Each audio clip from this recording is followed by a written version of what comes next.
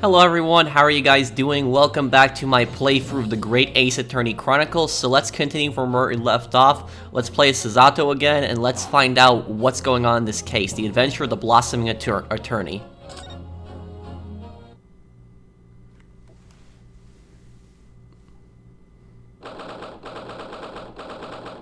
So remember, when we left off, we determined that the picture, the photo was taken by the same photographer that made the photo in the newspaper with Professor Mikotoba. So the photographer was actually in the courtroom earlier. I'm so sorry, Susato. I should have told you about the toxin. Ray.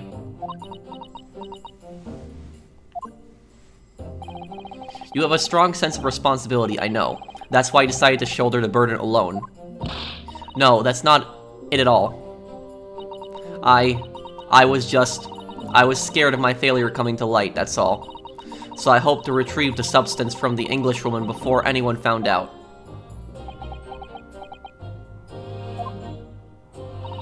Before the trial started, do you remember what you said, Susato? That you had no doubt in your mind about my innocence, that you'd stand by me to the last. I remember. And yet I didn't deserve your trust, in me. I hid important details from you, Susato. I completely betrayed your faith in me.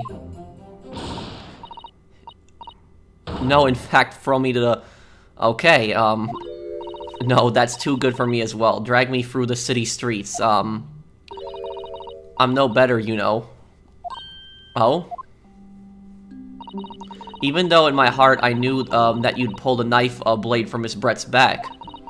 There was just a brief moment when, in my mind, I doubted you. Susato, I'm sorry. After I stood here and promised you that I'd stand by you and always be on your side, I betrayed your faith in me too.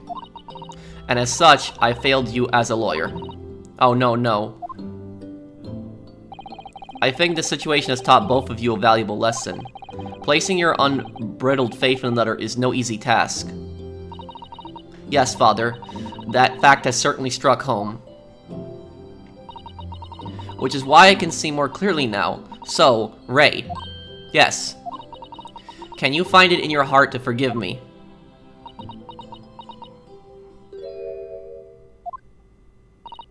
Oh, Susato.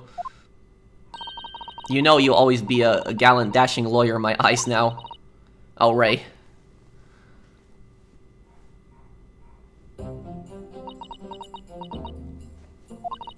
I was so scared, you know, when it happened. I didn't know what was going on. The Englishwoman was sitting at the back of the hut, listening to what I was saying. I know it was you who stole the poison. Well now, whatever do you mean? And then a moment later, she suddenly got to her feet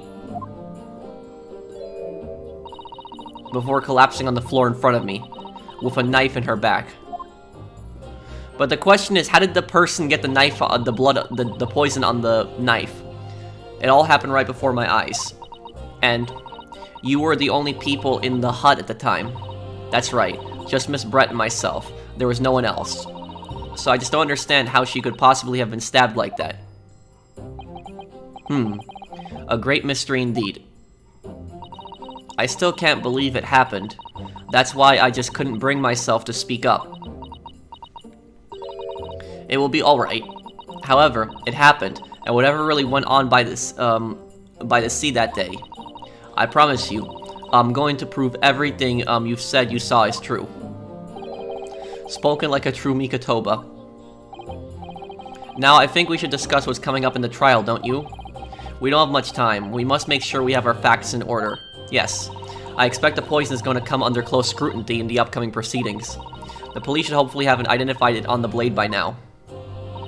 The trouble is, it's a completely new laboratory synthesized blend of alkaloids. The police won't have any way of testing for it. Oh, I see. Yes. Without this chemical reagent, it's impossible to detect a toxin. Chemical reagent? I sent a colleague of mine off with some earlier to deliver to the police headquarters. I think perhaps you should have some as well, though, just in case. A special indicator solution for a new poison under development by my father's team. It's been created in strict secrecy and exists only in my father's laboratory. What's the matter, Susato? You're suddenly very quiet. It's this newspaper article. Exclusive deadly poison stolen from Yume Medical Research Laboratory. I'm wondering how the information got out, given that it was a government secret. It was all the Englishwoman's doing. What? It was when the professor and Sasaki-san were being interviewed at the laboratory. That so-called English lady swanned in without any compunction, said to Professor Mikotoba. Oh, Professor, surely your guest would love to hear about your work on the substance there. It put me in a very awkward position, to be frank. But Sasaki-san's curiosity has been piqued, so I had little choice but to give him a cursory introduction. So then, Sasaki-san knew about the poison.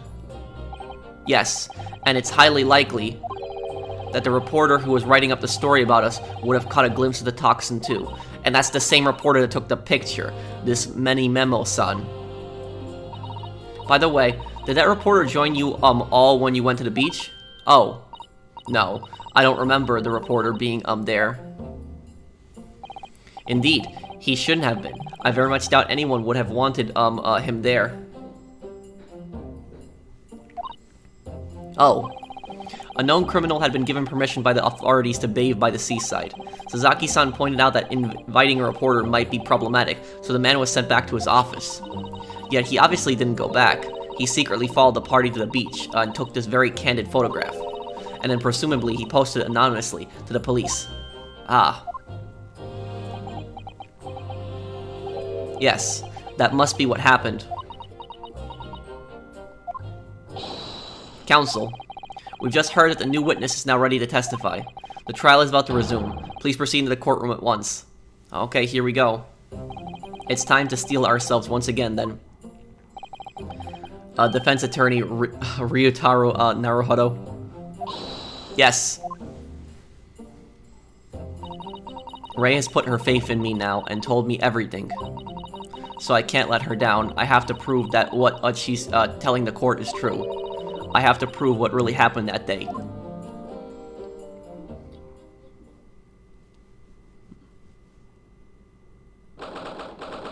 August 11:30 a.m. Supreme Court of Judicature, Courtroom 1.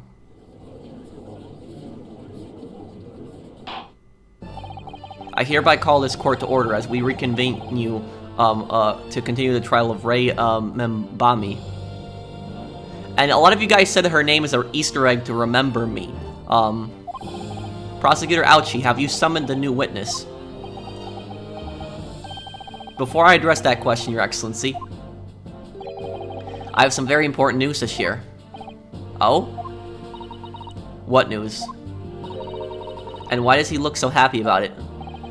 During the recess, with the collaboration of Professor Mikotoba's laboratory at Yume University, the police re-examined the knife that was used to end Miss Giselle Brett's life. Excellent, I admire your rapid handling of the matter. Don't tell me they didn't find poison. Oh, too kind, Your Excellency, too kind. I was merely carrying out your instructions, of course. I had the regiment delivered to the police headquarters by rickshaw, so would be there in good time. But judging by the man's swagger, I fear we might need to brace ourselves for the inevitable. And counsel, what were the results? This dagger, which was so cruelly used to end the life of the victim, had no trace of poison anywhere along its blade. I knew it. But that doesn't make sense. What? Are you sure about that? I would stake the reputation of the police on it. Yeah, I wouldn't do that if I was you.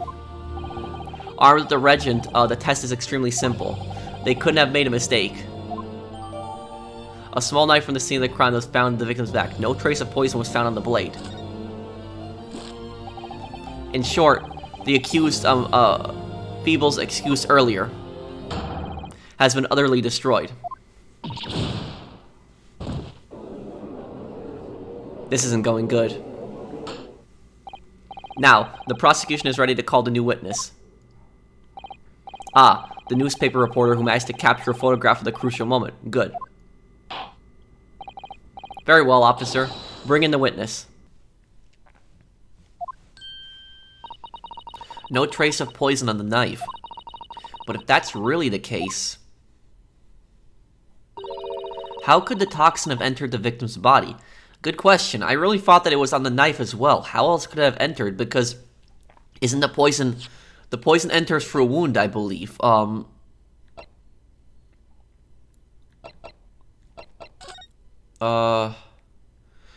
Deadly poison. Via the mouth or via a wound? Okay, so it can go in through the mouth. So she could have eaten something. So Curare was the poison that she used last time, but this poison was a little different in that you could eat it and that you will and that you'll die. But with Curare, you didn't. If you ate Curare or drank Curare, you wouldn't die unless at least the way the game described it, unless it went in through a wound. This one you can just eat and you'll die right away. Witness, please state your name and occupation for the court. Raten Many Memo of the Shoyu News. I'm what people like to call a journo. What's a journo, Father? Do you know? It's simply a contraction of journalist. I'm there where the news breaks, putting pen to paper to catch those scoops so they're in print the next morning. They don't call me the hero of the Herald for nothing. The nice guy of news. What's that purple that's on his hand? I keep on looking at that. Oh, it was you who took this photograph, was it? Well, what have we here? I'm sorry? Oh, brace yourselves, people. Many Memo senses a scoop in the offing. Look at his hand. You see that purple on his hand? That has to be something important. Female student up to foul play, defended by curiously handsome young lawyer in Supreme Court. The readers will lap this up. We'll set it above the fold at 72 point in a 5-leg format for the morning edition.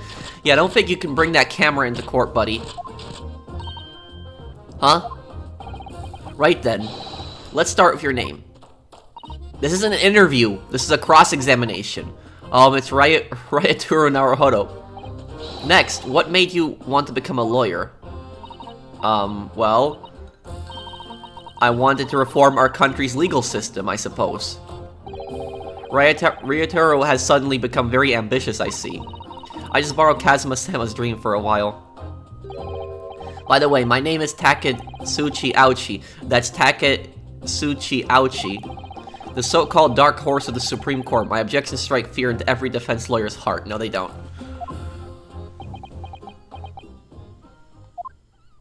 No, the readers won't buy that. Witness. Yes?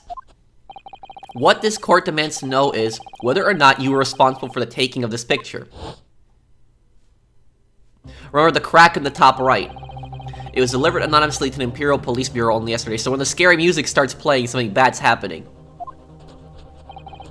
Yeah, I wouldn't be a journo if I didn't click quick when presented with a scoop like that now, would I? Is that a yes or a no? Sometimes stories call out to me, sometimes I have to chase them down, but either way, you've got to be fast. Fast legs to run with, and fast hand to write with.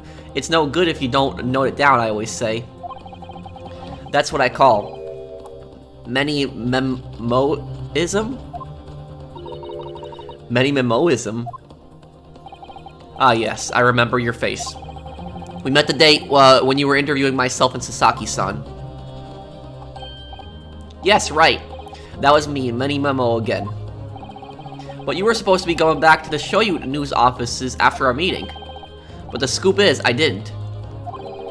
Because that Englishwoman's words had piqued my journalistic interest. Miss Brett's words? A criminal left to do as she pleases just because she happens to be a British citizen. It's horse dung. This country's judiciary is rotten to the core. The Supreme Court's rulings aren't worth the paper they're written on. The police are just imperial pawns. Stay your tongue, young man. There are complex political issues at play. Well, anyway, I quickly jotted down those words she said in my memo pad. Can we see that pad, please? It should be entered in as evidence. Are you ready? I'll read it out. It's all right here. Right here goes. I should like to go with everyone to see your country's coast. A serious criminal going on some junket. The people need to know about this. That's why I decided to sneak after them. to get the woman's story, so I could hammer her in the press. Do you mean to say that you did indeed witness it firsthand? The grim scene portrayed in this photograph. Oh yes, I saw it with my very own journal eyes. That's not a good sign. From start to finish, through the viewfinder of my trusty camera. Thank you, Memo-san. You will now give a formal testimony before the court. You will state exactly what it is that you witnessed at the events surrounding Miss Brett's death. Oh, curious what this guy's cross-examination is going to be. What is he going to say? The camera never lies, so I beg to differ. The beach hut was made of shoddy old reed screens, so there was plenty of gaps I could see inside through. The Englishwoman was sitting on a stool when the student girl came in and started arguing with her. Seconds later, the girl pulled out a knife, throwing the Englishwoman to the floor as she stabbed her in the back. No. My, smoldering journal spirit burst into flames. Quick as a flash, I whipped out my camera, ready to click. And why didn't you help? I pulled apart the rough weave of one of the screens and poked the lens through for the perfect shot. He's lying. Read screens, you say. Now the thing is, though, is why did he send that picture to the police anonymously? That's the question. If he's so obsessed with stories, why didn't he just publish his story instead? Right, you can see them clearly in the great shot I snapped.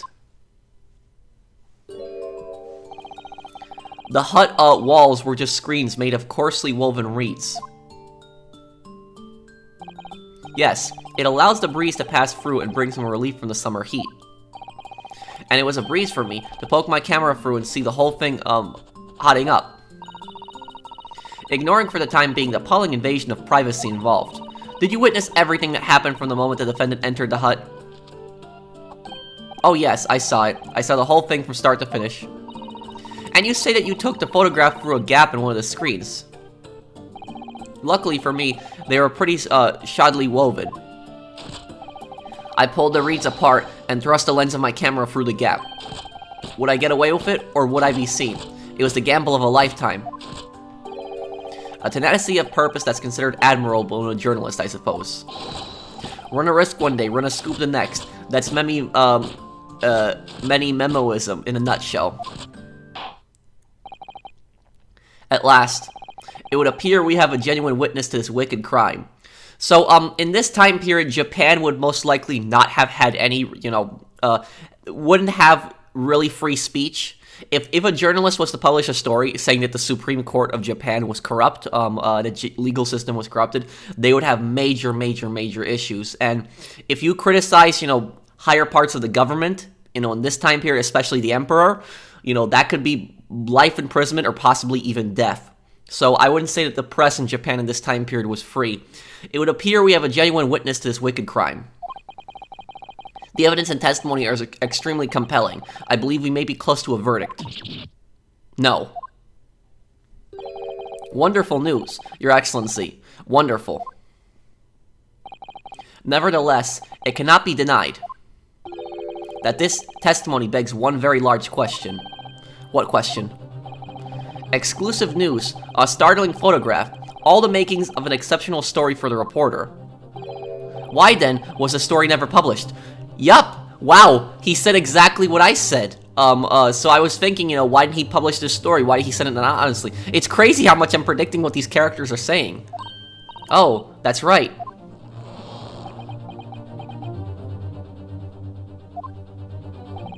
It seems clear to me that there are circumstances at play here that are yet to be understood. Ha, more pathetic excuses. No, it's not a pathetic excuse, it's a valid point. Very well then, counsel. Proceed with your cross-examination. Yes, Your Excellency. There's more to this reporter than meets the eye.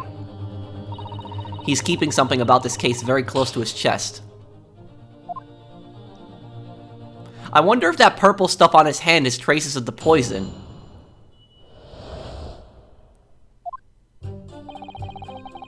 So he didn't say anything when he was confronted on that. Hold it! What made you want to see what was happening inside the beach hut in the first place? Call it a journo instinct. Can't you think of a better reason? Oh, I don't know. Perhaps because as well as being a proven criminal, the person inside was a young woman. Ah, I see where you're going with this. Brace yourselves, people. He's painting the journal as a voyeur. It's hardly slander, sir. You had a camera and you were taking pictures without the woman's knowledge. Nope, you've got it all wrong, little student boy. Sorry? To my mind, all that was inside the hut was a scoop. Nothing more, nothing less. That doesn't give you the right to invade people's privacy. Scoops know no gender, man or woman. It's all news. That's not even many-memoism. It's basic journalism. If only the courtroom was as indiscriminate. Right. So if that's all buttoned up, can we move on? Tell the court then, witness, what sight befall your eyes when you looked inside the hut? A sight that vindicated my journal instinct, that's what. When I pulled back the reeds, I could see it all as clear as day. The Englishwoman was sitting on a stool when the student girl came in and started arguing with her. Hold it! So you actually saw Membami-san entering the hut. Yup, and she was raging like my journal spirit. And the argument you mentioned, what was that about exactly? You stole it. I didn't steal it. That kind of thing. Talking about the poison, I suppose. The student girl walked right up to the Englishwoman and really started laying into her. I mean, if she laid into her anymore, there would have been eggs. The man should have been an author. His descriptive talents are wasted on journalism. But the student's rantings fell on deaf ears, like a Japanese person listening to English for the first time. He really ought to work on his smile thirst, though, to be honest.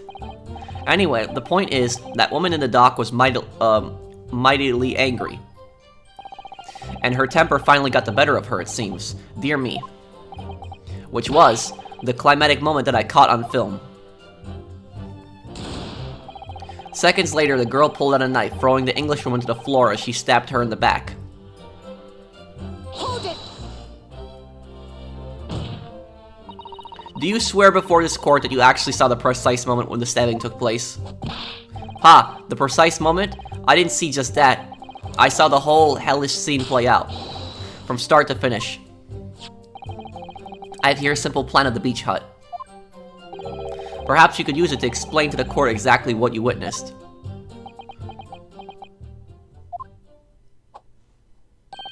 Right you are. It's all here in my many memo pad. So this is the hut. When I first peered into the hut, I'm sure that the Englishwoman was on this stool at the back of the hut here. Yes, the accused's own testimony confirmed that. She's just sat at the back of the hut, smiling sweetly, is what I have noted down. It's my turn to testify now, try not to interrupt. Oh yeah, and the guy who's asking pointless questions.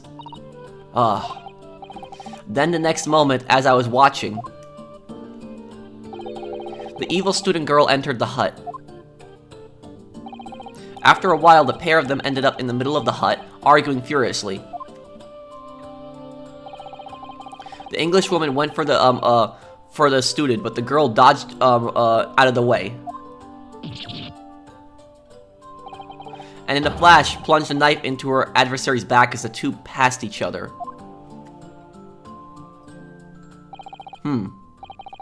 What you describe as a grim crime indeed. Never sugarcoat the truth. That's what many memoism says. I planned to lay out the small beach hut where the victim was found.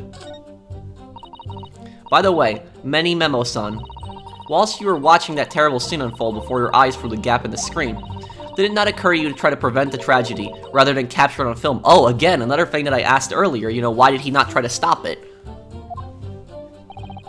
Journals have to be observers. We can't get involved. That's our reason. Day terror? Wow, what a stupid reason. So if something bad is happening before your eyes, you're not going to get involved and try to stop it, just instead record it down for your stupid journalistic story. So you didn't converse with Miss Brett at all? Obviously not. An observer always remains on the outside looking in. And that's something to be proud of, is it? Your Excellency, if I may. Yes, Professor. I think the witness's last expertly phrased statement should perhaps be added to this formal testimony. Father, what are you... I will grant the defense's request. Many Memo-san, you will supplement your formal testimony with the aforementioned statement. Well, nihilism is the foundation of many Memoism, but I'll gladly prove that my words aren't meaningless. I never once set foot in the hut nor spoke with the Englishwoman. I was there only as an observer.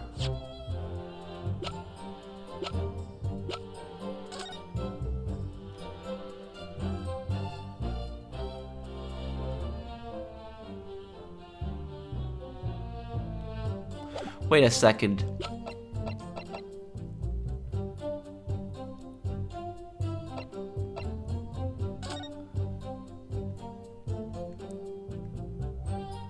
I wonder if this is his pen. His last name is Many Memo, but what's his first name? And wait a second, wait.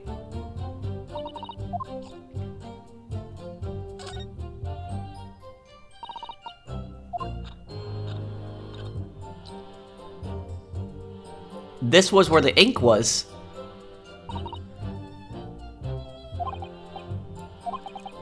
Do you know where I'm going with this, guys? I'm thinking, what is that? Is that purple stuff the ink from the pen on his hand?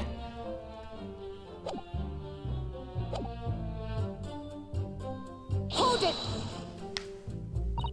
Really? You didn't set foot in the hut at all. Are you quite sure about that? I think you may have the wrong impression of me. We're talking about a murder scene here.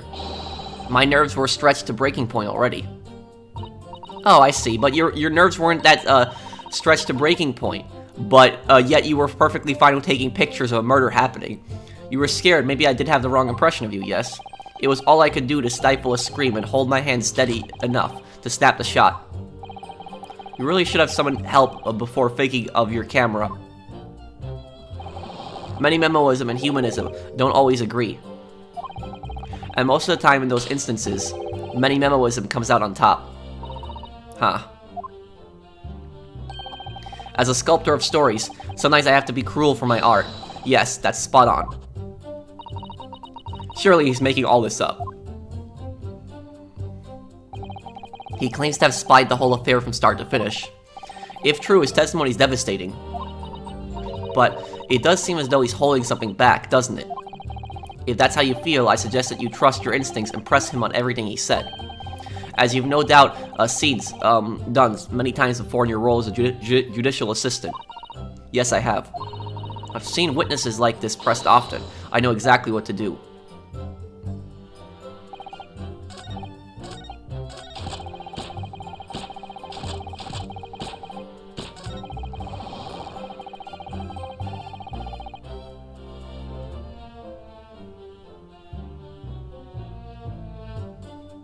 Hold it. I press him on this, but the two women inside didn't notice? Ha, obviously not. If they had, where would I be right now? In jail, that's where. Which, you'd think would make you reflect on what you were doing. No, a journalist's job is to collect little snippets of life as unobtrusively as possible. Leave nothing but footprints. Take nothing but photos. Yes, that's spot on. Did he just make that up? The point is, the witness risked his life and limb to obtain this photograph. And this photograph reveals the whole truth. There is nothing more to be said.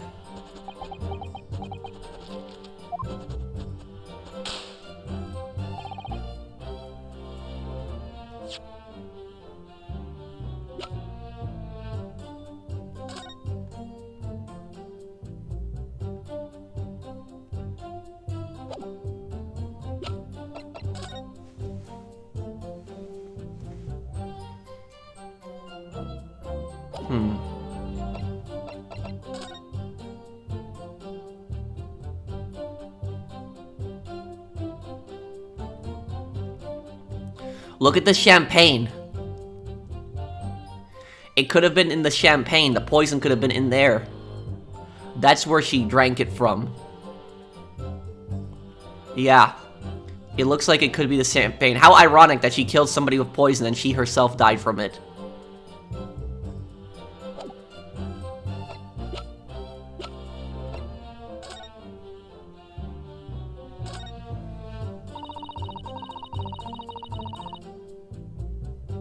The label appears to be written in a foreign language I don't know. It's German, so your knowledge of English is going to be of little help here, I'm afraid. Couldn't you have just written medicine on it in Japanese? Then we'd all be able to read it. German is the international language of medicine, my dear. But yes, I can certainly see the merit in labeling the bottle in Japanese, though I'm not sure medicine would be entirely appropriate.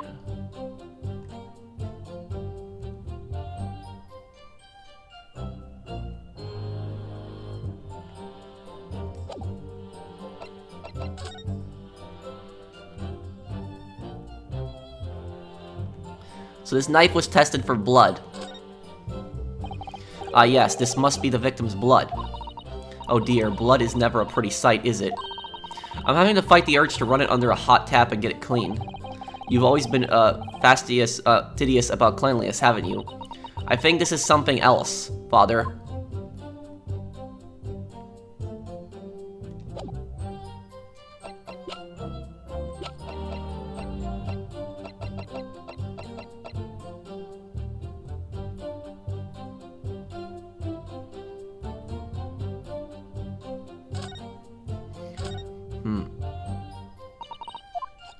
Let me see here.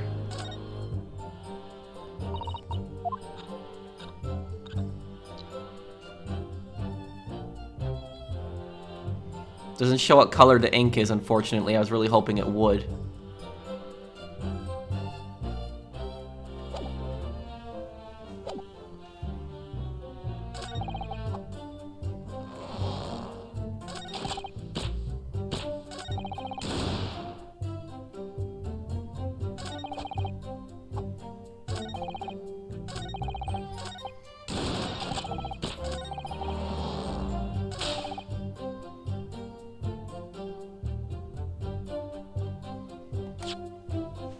I think this is the one that's important.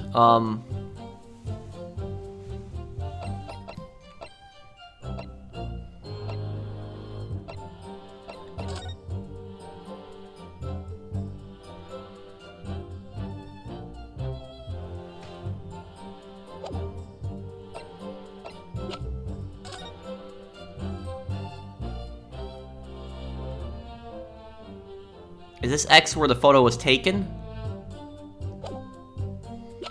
Let's try the pen, see if that works, because I think that is pen ink on his hand. Objection! Oh, look! It looks like I was right. Many memos, son. Until now, I've had a firm belief that newspapers are in the business of uncovering and publishing the truth. You're spot on there. The press doesn't lie, which is why I'm proud to wear the emblem of the Shoyu News on my arm. The press doesn't lie. Oh man, what a statement. The press doesn't lie. In a way, that's more many-memoism.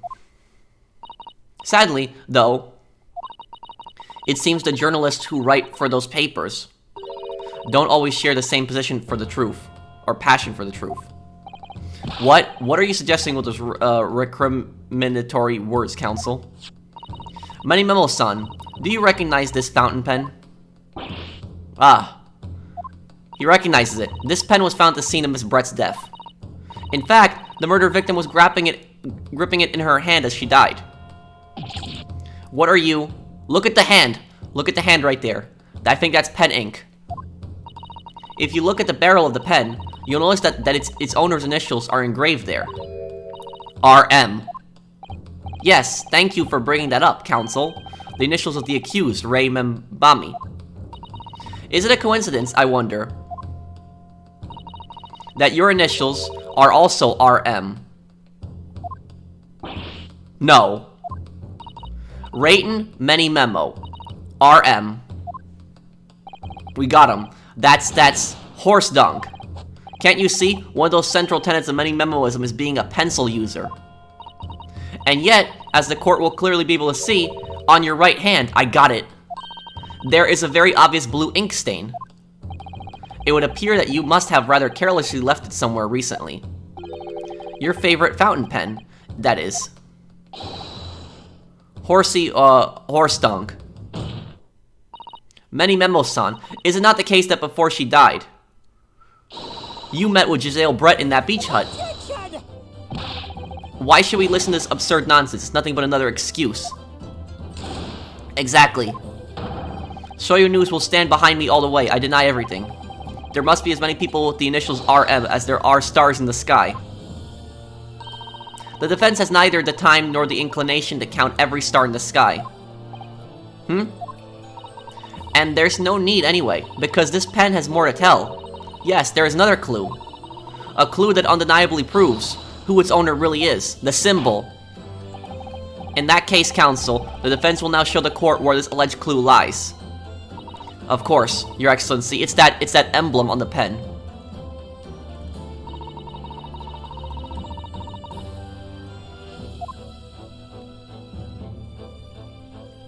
This. Okay, I have to hit triangle. We're on the right path now, we got this. Got it! As well as the initials, there is also an emblem on this fountain pen. An emblem that you will of course recognize, Many Memo-san. Oh right, it's the emblem on his armband. I just realized, look at the armband. Yeah, it's the same thing. It's those three kind of like circles. Oh yeah, yup, that is the same thing. That's it. So I wasn't just looking for the ink, I was supposed to looking for the emblem, and I see it, so there's more on him than just the ink. Goodness me, it's the emblem of Shoyu News. In other words, the owner of this pen is an employee of the Shoyu News, whose initials are RM. And how many people have RM that work for Shoyu News? Suddenly the stars in the sky don't seem so numerous, do they? Well, Memi Memo-san, how do you respond?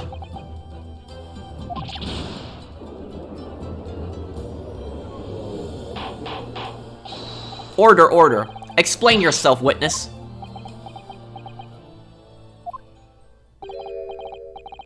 What's so funny?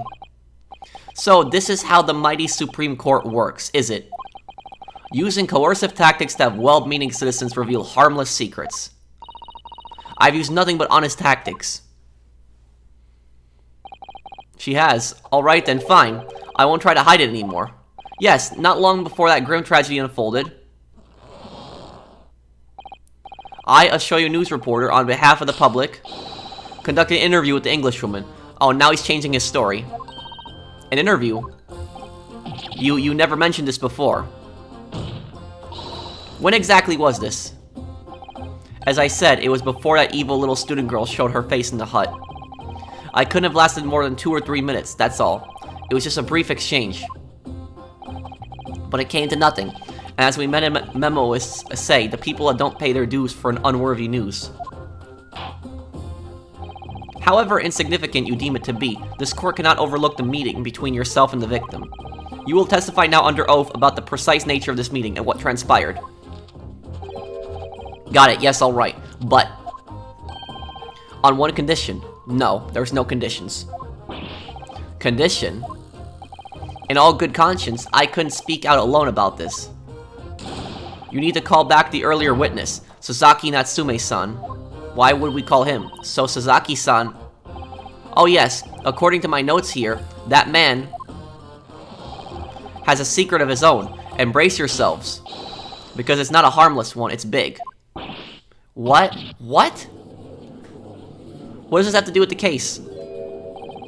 Many memoism states that one's man's secret is every other man's front page story. I really don't like this guy. I really don't. Very well. I will grant the witness's request in this instance. Officer, summon the earlier witness back to the stand. Sasaki-san, hiding something.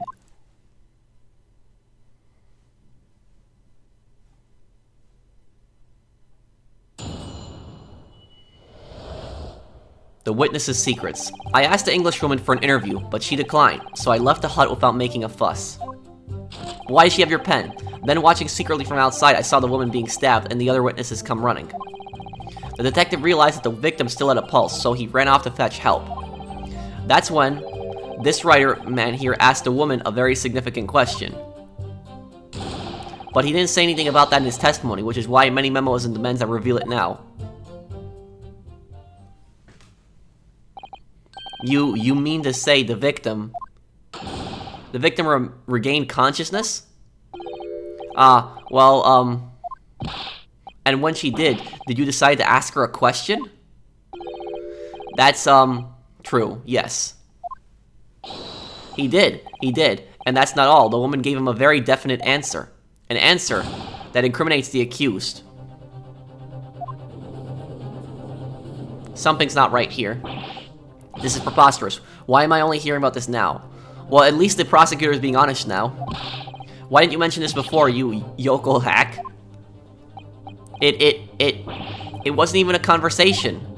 Yes, I did pose the Withering English Rose a question, I don't deny it. But she could no longer speak. She was barely conscious, even. Counsel for the defense. I expect a thorough cross-examination to be conducted here. This court must and will know the truth. Absolutely, Your Excellency. The reporter is claiming that Miss Brett implicated Ray somehow. What on earth could have happened in that hut, exactly?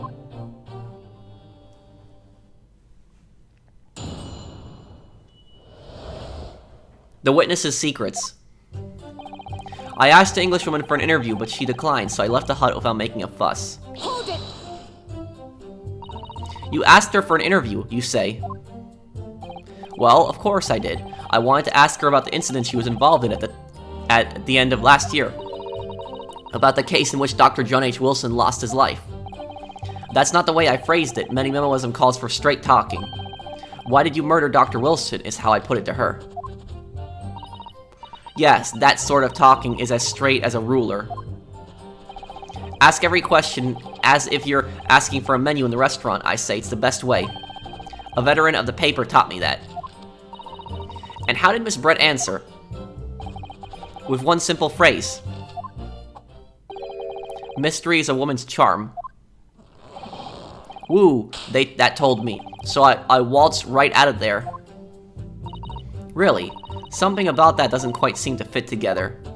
How did she get the pen? Leave every room as if you're waltzing in a dance hall, I say. It's the best way. A veteran at the paper taught me that. Then watching secretly from outside, I saw the woman being stabbed and the other witnesses come running. Hold it! That was very persistent of you, considering that Miss Brett had just turned you away. Persistence wins the prize. Any memoist will tell you that. Let them think you've left. Let them just when they lower their guard. That's when you swoop in for the scoop. And the fruits of your labor are all too apparent in this telling photograph. Though I'm sure the young yokel student would rather not be reminded of this damning evidence. Actually, it's thanks to that photograph that we managed to identify this witness. Now that you found me, I'll tell you whatever you want to know. I've got nothing to hide. Nonsense. I'm sure. Please, do go ahead, witness. The court is eager to hear what you have to say. Try to stop me. There's a story to tell here, and I'm going to tell it. The detective realized that the victim still had a pulse, so he ran off to fetch help. Hold it! And Sasaki-san remained behind in the hut? That's right, yup. Our offer friend here was a blabbering wreck, shaking all over from his head to his toes, mustache twitching, eyes bulging. What do you expect? You don't know the terrifying troubles that taunted me whilst traveling abroad, back behind baleful bars. They'll be coming for me surely. That's all I could think. I felt as though I was grasping for air, drowning in a sea of cold sweat. Poor Sasaki-san. His experiences in London have scarred him deeply. As the world seemed to close in around me, I quietly recited a prayer to Amida Buddha. Eternal emptiness, empty, eternity. The end is coming for me, surely. No sutras are to resound in my courtroom, please. And now, we come to the crucial part. That's when it happened. That's when this writer man asked the woman a very significant question. What is this question? What question? What exactly did he say? Well now, you should hear from the horse's mouth, I think. Don't you, Mr. Writer man? Ah. Out with it, you yokel. What did you say to her? What did you say to the dying Englishwoman? Well, in truth, I'd been catching crabs at the water's edge and building castles in the sand, you see. Well, the seaside is a place to be at leisure, I suppose, even for a grown man. But then all of a sudden, from that little beach hut, a young girl's panic-stricken cries for help pierced the air. Ray. I ran up to the beach to see what was happening, to find the defendant leaning over the collapsed victim. As soon as Inspector Hosanaga saw Miss Brett on the ground, he sprinted off to get help. And then, just a moment later, I heard a faint moan, a moan from the dead English woman. I nearly jumped out of my skin. But what did you ask her, Sasaki-san? I asked her, who did this to you? Don't protract this any longer. How did the woman respond? She didn't. She said nothing in response. But what? When in the stand, you will answer the questions asked of you unambiguously.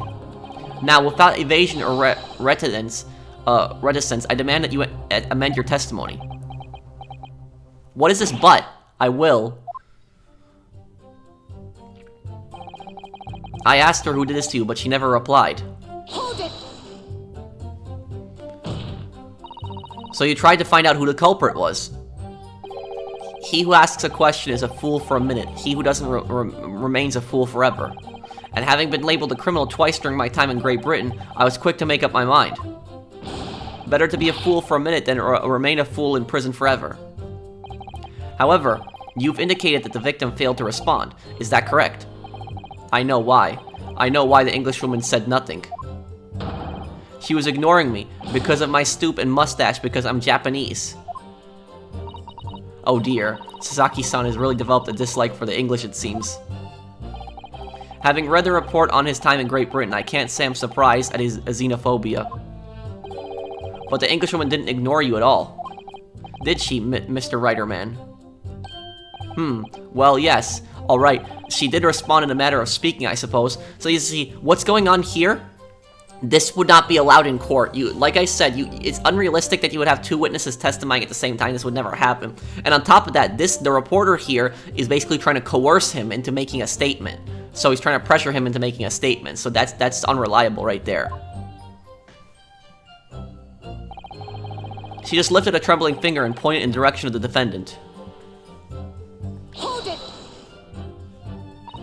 Miss Brett pointed a finger at the defendant. Sasaki-san, is that really true? It's not easy to stand here and say this, but when we first entered the beach hut, the Englishwoman was sprawled on the floor before us, with a student girl standing on the far side of her. And when I asked, who did this to you? The Englishwoman summoned her last ounce of strength to point a trembling finger at the back of the hut. At the back of the hut. That's where the reporter was, hiding. Which was, it can't be denied, in the direction of the student girl who stands accused today. No. No. Sasaki-san, why on earth did you neglect to mention this in your original testimony? But, fiddlesticks, I say. This is not a British court of law. You will respond in Japanese. Yes, of course, the Englishwoman did point her finger towards the back of the hut, but I was trembling, and she was trembling, and everything was a blur. And thinking about it, I feel as though perhaps she was pointing in a slightly different direction. Actually, no, not slightly, a very different direction to where the student girl was standing. So it's helping us to someone at the back of the hut, where nobody was standing at all.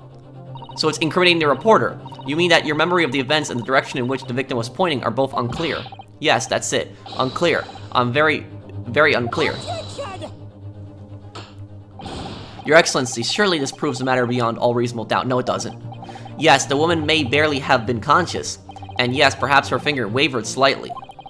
But there can be no doubt that this was an attempt by the victim to confirm the identity of her assailant. Why? Because, as the culprit can see, there was no one other than the accused in the direction the victim was pointing. It's now abundantly clear that no one besides the accused could possibly have committed this crime. I'm inclined to agree. And in the absence of any credible argument to the contrary, I believe we can now conclude this trial. No. No. Heh heh heh. This stupid journalist, the headline's writing itself. Dashing lawyer's hopes dashed. 92 point across the whole page. We'll do an extra edition. This is a serious blow, Susato. Unless we're able to identify the true culprit and substantiate our claim with evidence, the judge will give his ruling, and the trial will be over. But that's impossible, Father. We don't even know how the crime was committed yet. Impossible, though the task may seem, we have no choice. We must think back over everything we've learned thus far. Somehow, in all those details, I'm confident we'll find the clue we need. Ray gave us her account of how events unfolded in the defendant's antechamber before the trial resumed. She told us what happened at the precise moment Miss Brett was killed. The Englishwoman was sitting at the back of the hut, listening to what I was saying. And then, a moment later, she suddenly got to her feet. Before collapsing on the floor in front of me, with a knife in her back. She might, when she was pointing, she might have been pointing with a pen. How could Miss Brett have been stabbed in the back in a beach hut that was empty but for herself and Ray? The whole, somehow amid all the information we've gathered so far, there must be an answer to that question. I take it then, that the defense has nothing further to add. So, the gallant yokel student luck finally runs out. I can't say I'm surprised. In that case, I'm ready to deliver my final verdict on this matter. No. This is a crucial turning point now. If I can't establish what really happened, it's over. Where was the real culprit hiding? And how did he or she stab the victim?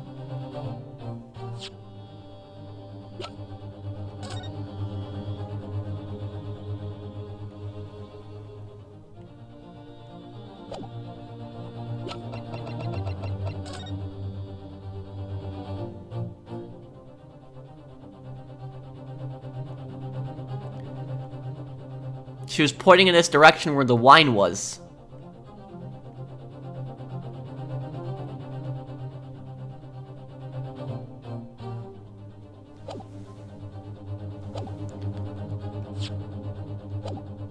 Where was the culprit hiding, and how did she stab the victim?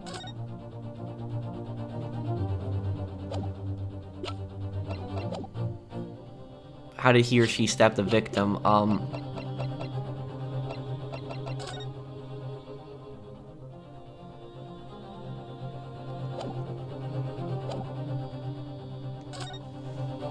Objection!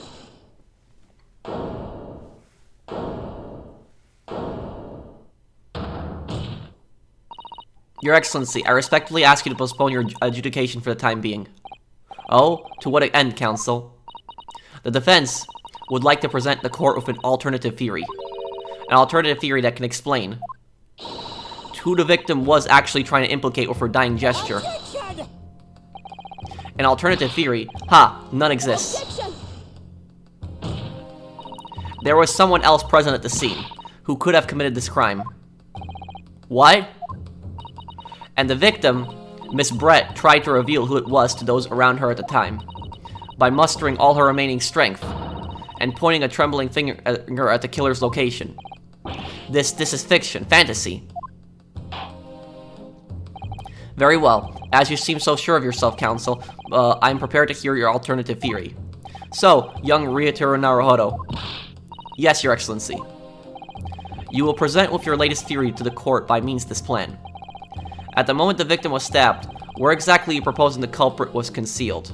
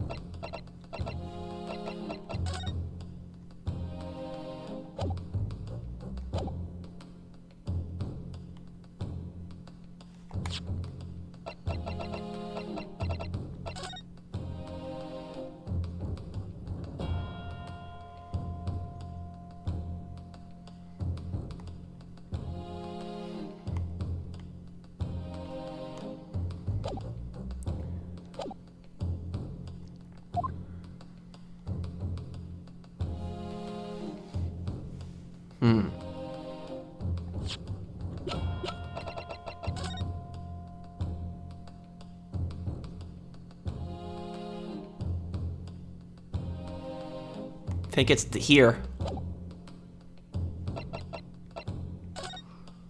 And this is where, yeah, he opened this up and then he kind of let it go back when he left the scene. Take that! The true culprit was in this area here. There, Counsel? That's right, Your Excellency. I believe the culprit was hiding in the location I've indicated. Why? Oh, well, that's rather hard to say, Clearly this particular theory needs no further consideration, given your wide-eyed look of alarm. Oh dear, I chose poorly. I suggest you begin by considering where the victim was in the moments leading up to her death. Yes, of course. Perhaps you'd care to identify a more credible location, Counsel. You will present... Okay. Where exactly are you proposing the culprit was concealed?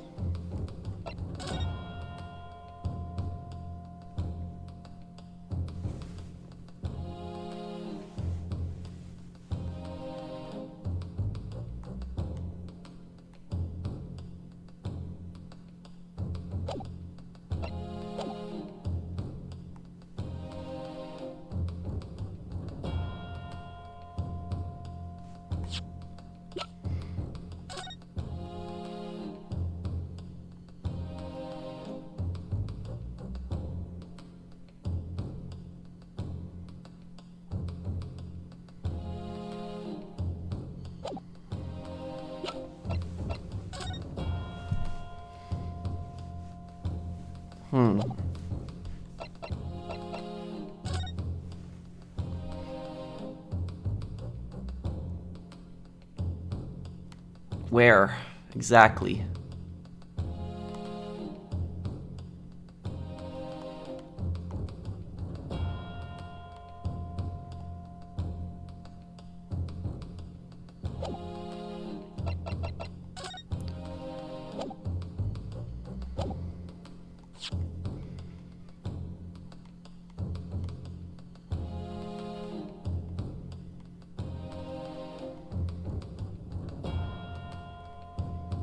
I can't go that far back to look at his statement.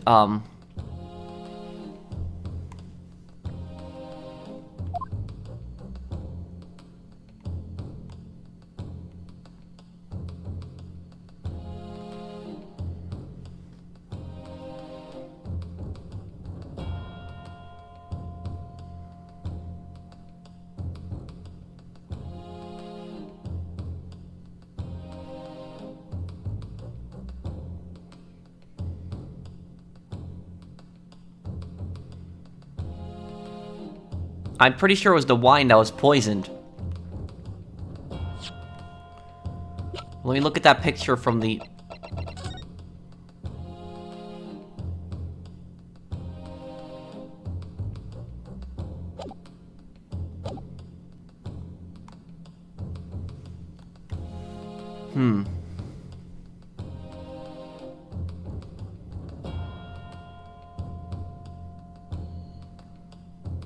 Take that!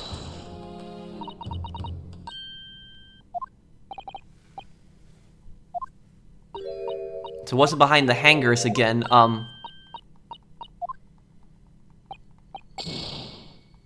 Wait, maybe I just have to point outside the hut. Maybe that's what I gotta do. Hang on. I'm gonna try that right now. Take that! Okay, so I was right. I was right. It was the hole in the it was the hole outside the hut, but I was just going crazy there. I was like trying to think like on the sides of the hut where the hole was exactly, maybe at an angle, but it seems like I just have to point outside the hut. Naruhado-san would never give up, and I'm a Naruhado now. The true culprit who fatally stabbed Miss Brett was concealed in this location here. Are you mad, Counsel? You're suggesting the culprit was outside the hut? Yup.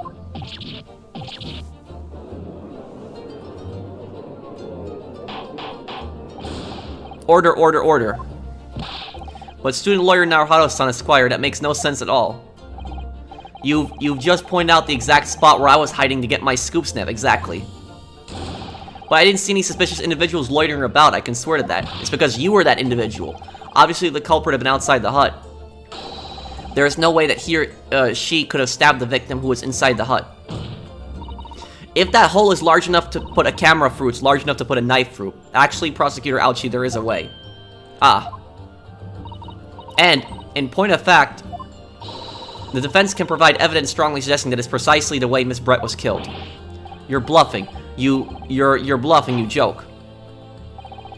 The defense's assertion is clearly too fantastical for the court to comprehend. You will need to give us more guidance, counsel. What piece of evidence corroborates your theory that the victim was stabbed from outside the hut? The hole. It's this. It's... Take that! Well, I've presented it now, but I haven't the first idea why I chose this piece of evidence. Counsel, you're suggesting that this piece of evidence bears out your theory as to how the victim was stabbed. It's something of a windfall, Your Excellency. I think the word you were looking for, counsel, was downfall. Okay, it's not that. If your theory is correct, and the knife was thrust into Miss Brett's back from the outside the hut, there should be a visible trace somewhere. A trace, yes. On the hut itself. Armed with that idea, I must look through the court record again. Your Excellency, the defense would like to present a different piece of evidence. Oh great, I got 2 chances left now. Go ahead.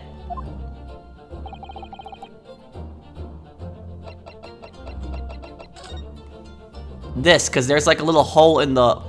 Like, look at this. This could be stretched out here.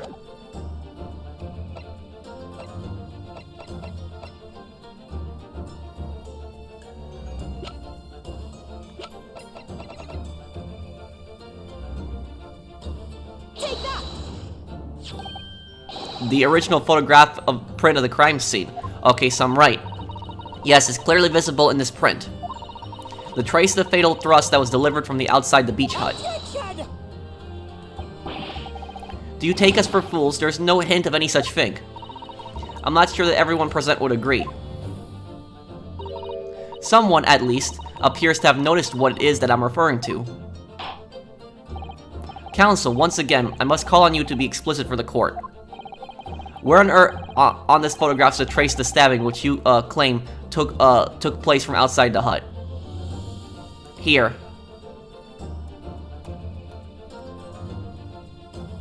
Take that! Look closely just here.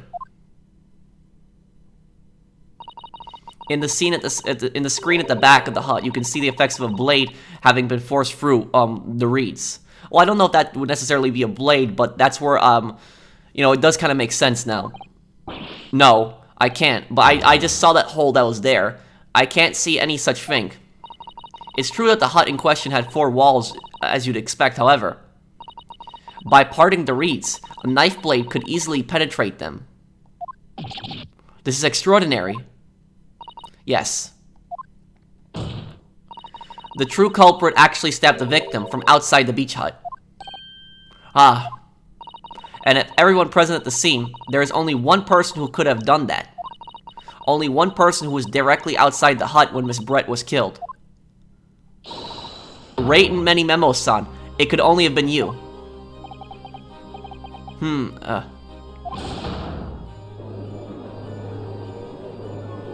Objection! This preposterous idea leaves me almost speechless. Just look at the photograph again. The victim lies almost exactly in the center of the hut, does she not? And we to assume as part of this farcical scenario that the assailant was a knife thrower? Objection! No, of course not. We're not? If you recall the testimony of the defendant about the events just before the victim's death. She was sitting down, and then she stood up inside the beach hut. I confronted Miss Brett.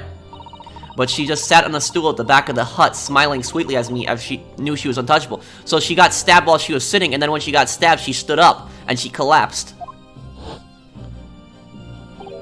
A stool. Have another look at the photograph. The slit in the reed screen would align perfectly with the back of a person who was sitting on that stool. My word. So, in fact, the victim was killed while sitting on that stool by a stab wound to her back delivered through the reed screen.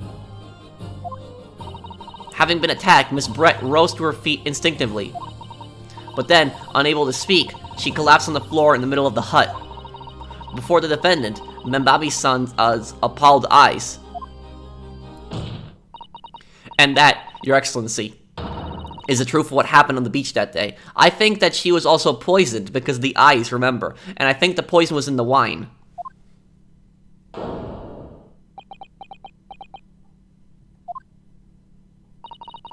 By your silence, Memo-san, I take it that you don't deny the charge. This is absurd.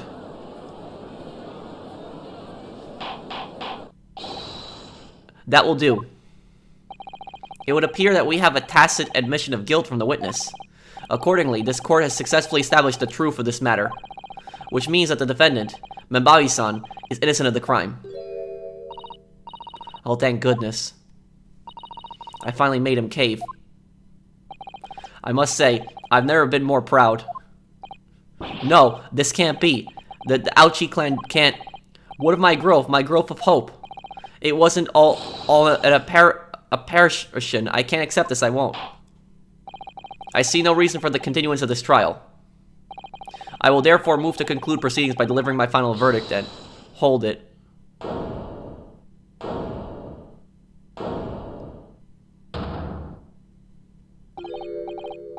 What is he laughing at? Well, this is all very convenient. This is how the highest court in our mighty empire delivers justice, is it? Suppressing well-meaning citizens' freedom to speak and branding them as criminals. But we've established that the victim was stabbed from outside the hut, through the reed screen walls. And no one but you was in place at the time to have his hand on the hilt of that blade. It's a perfectly logical deduction. So, your argument hinges on the location of whoever stabbed the Englishwoman, does it? Well, it seems a little irrelevant now. Irrelevant? Where she was stabbed, how she was stabbed. It doesn't matter. I mean, whether she was stabbed at all makes no difference, if you think about it. She was poisoned. After all, this trial's already shown the whole thing hinges on something else.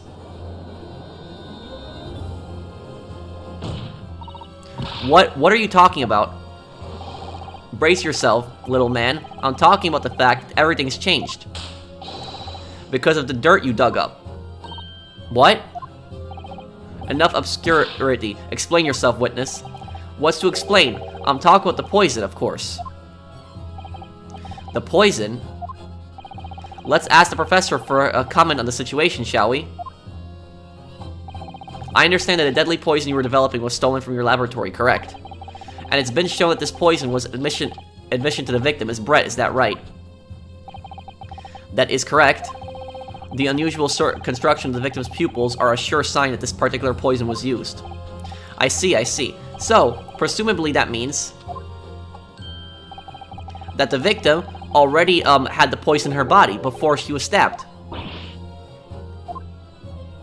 But you know, what he's saying is nonsense at this point. He stabbed her. Given that her pupils were clearly constricted, it seems highly likely, yes. If she had been dead already, the poison could not have circulated in her blood.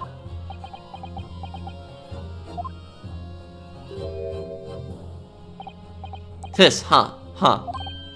Ah, how refreshing to hear the argument of a metropolitan mind. Precisely. It matters not a jot who stabbed whom in whose back and with whose blade. No, it does matter, prosecutor. The blade was a cover-up. That's what it was. The blade was a cover to make it seem like Ray was the one who stabbed her, and that's how she died. She died from the poison. But the reporter was the one who did it, because quite simply, the Englishwoman's life was taken not by the knife, but by the poison. Objection! But that can't be explained by the poison being on the blade, as I already... Objection! Ha. Forgotten already, have we, Yoko? During those very proceedings, the laboratory of the professor at your side assisted in proving that the blade of the weapon used to attack the victim had no trace of poison on it whatsoever.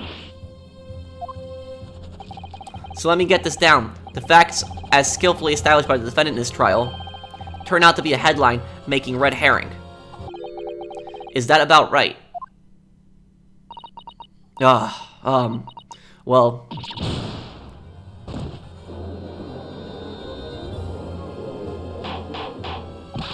Order. But where does this leave us? How, in that case, did the poison already enter the victim's body? There is an undeniably obvious answer to that. The lady most likely imbibed it. You mean she drank it? Have another look at the photograph here. As you can see, the champagne, a bottle of carbonated water, not champagne, and a glass has been knocked onto the sandy floor of the beach hut. The poison could have been slipped into either. So somebody made Miss Brett drink it. Well, what do you know? Look at those dashing eyes. This will make a great front page shot. Hey, why did the bewitching stare? After all, I'm the last person you should be looking at. It would make no sense at all that I poisoned the woman, would it? I mean, that's been established already. Established? What are you talking about? Don't tell me you've forgotten. That's a little hard to believe, given that the person who established it was you. Me, what on earth does he mean? Oh, let me capture those wide eyes. This is a prime press father, this is. It would seem that this trial is not destined to end yet after all. I hereby call upon the witness to give further testimony. That's great, that is. Let me get a shot of that magnificent beer, Your Excellency. You claim it to be impossible that you were the one responsible for administering the poison to the victim. You explain to the court in your testimony the basis upon which you make such a claim. I'm a journo, and I'm a man. I've never tried to run or hide from anything in my life. And I'm not about to start now, because that's many memoism. Oh my god, this guy. For a brief moment, I thought I'd illuminated the truth, but it slipped right back into obscurity again. Just where is this trial going to take us?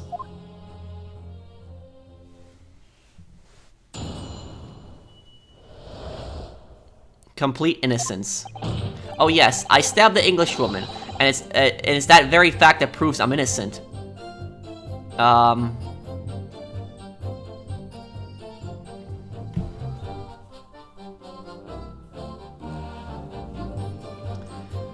That is the most ridiculous statement ever. Like, think about what he just said right there. Like, just think about that.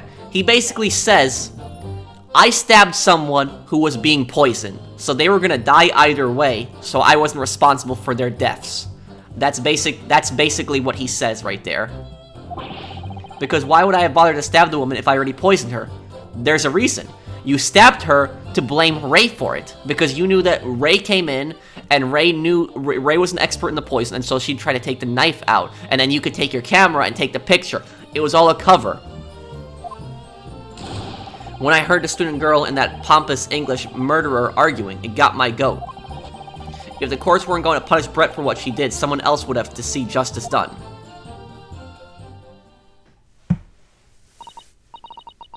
So you admit it then, that everything happened as I described. That you were the one who stabbed Miss Brett in the back through the reed screen. You can blame this miserable country of ours. A country that bows to the pressure of foreign powers and lets murderers walk free. What kind of future can a country like that have? That's why I did it. I did what our prophetic leaders didn't have the guts to do. Slap bang in the middle of the charming lady's back, I plunged a blade of sweet justice right in there.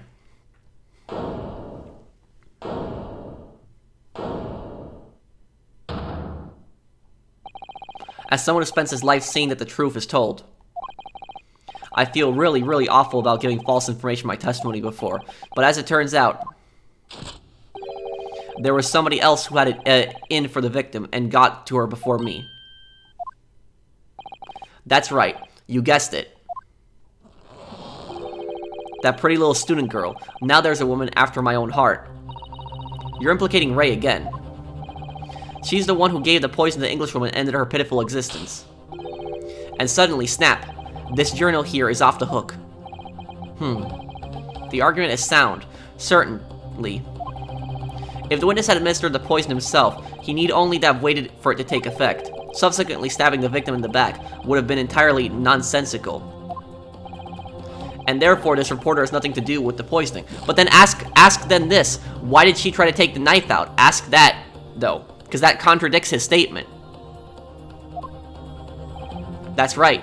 It is. Logical and true. I'm glad you've all seen the light. No. There is no light to be seen here. Justice at last. No. This is unbelievable. And after I made so much progress in proving his guilt, is he gonna get away with it now?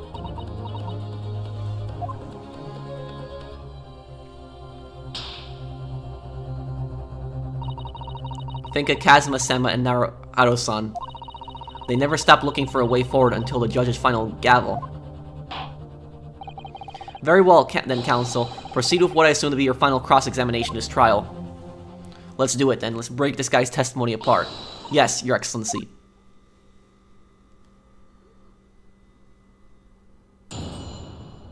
Cross-examination.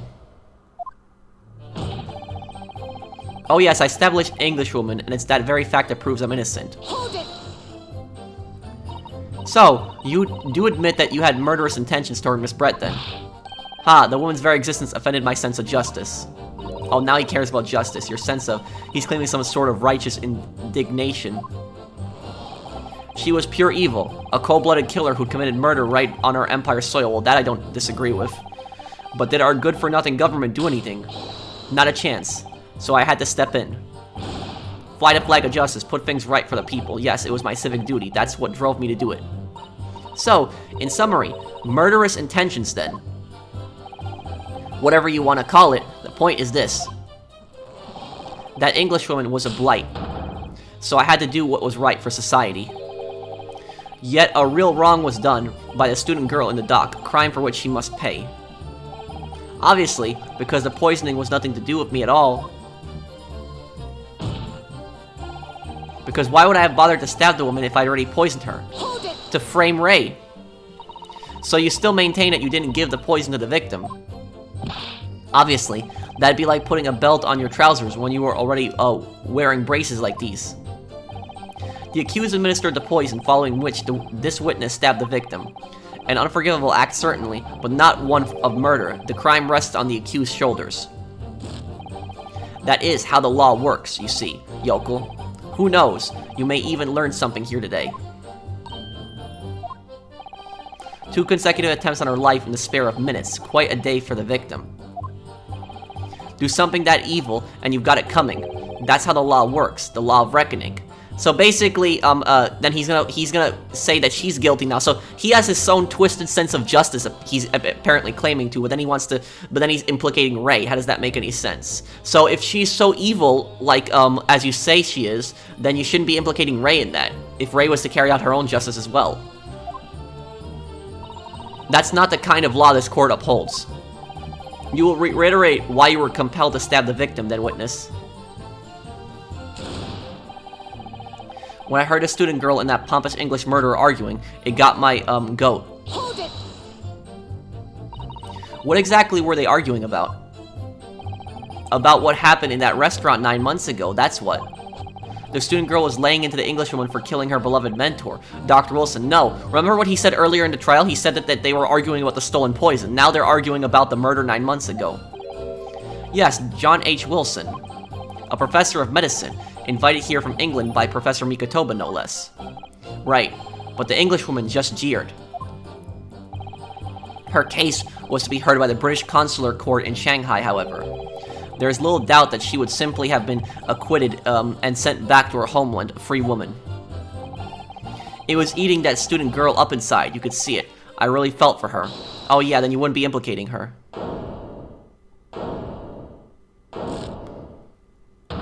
Oh, Ray. I can't. I can't stand here and listen to this tripe. Ray. Young girl, you stand accused here. You can't just blurt out whatever you feel like. No, you can't.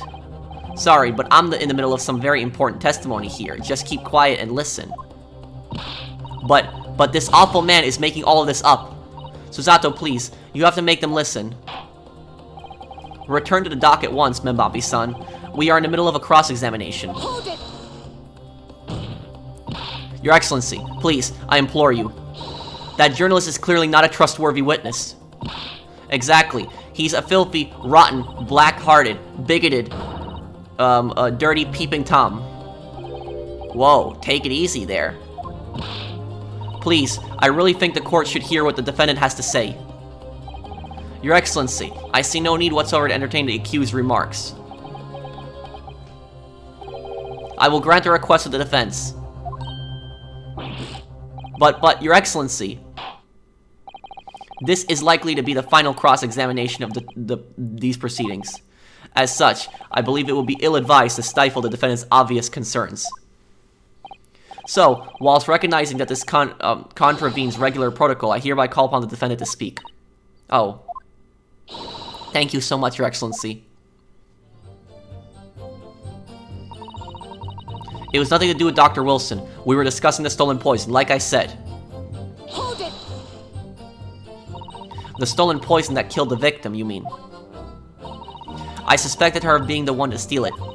I mean, just think about how she killed Dr. Wilson. That's true. Additionally, Miss Brett certainly had knowledge of the new poison. But surely it would be no easy task to steal a highly secret toxin being developed for the government. Indeed, all visitors to the laboratory are thoroughly searched when they leave. Even if a thief manages to avoid being seen by myself or a colleague, getting to the poison out would be very difficult. That's true. I pestered Professor Mikatoba until he agreed to show me the poison when I visited his laboratory. Wait a second. Wait. The poison was hidden in the pen. That's probably why it wasn't searched. The poison was probably... You know how the pen was missing ink? The poison was inside the pen, and so the journalist was getting the poison out. I mean, the ink out of the pen. That's how he got ink on his arm, and he put the poison inside, and he took the poison out. He probably put a little bit of it into her carbonated water, and that's what killed Miss Brett. So it's probably a conspiracy. It's probably a conspiracy between Miss Brett and the reporter. They were probably working together. But as I left, I was searched from top to tail. Miss Brett rather bluntly revealed the existence of the toxin we've been developing, you see. And since Sasaki-san expressed such an interest in it, I felt unable to refuse. Obviously, I gave nothing away, other than the fact that it was an extremely potent substance. I'm very ashamed of myself. It's just that I've had a singularly terrible experience with deadly poison. I wanted to look at my old enemy in the eye. Surely you can't understand that. To find out if my suspicions were true, I confronted Miss Brett about the poison. I told her that if there were to be an incident involving it somehow, it wouldn't just be the university. The military would be dragged into it. The whole government, even. It would be a complete disaster. And how did Miss Brett respond to your concerns? She just curled those beautiful lips of hers and said she didn't know the first thing about it. In English, actually. Ah, yes. Many memos, son. One small question, if you don't mind. I do mind. Can't you see I'm busy? Clearly, you were outside the beach hut listening in whilst the defendant and Miss Brett were conversing. Presumably, then, it was you who wrote the article about what you'd heard.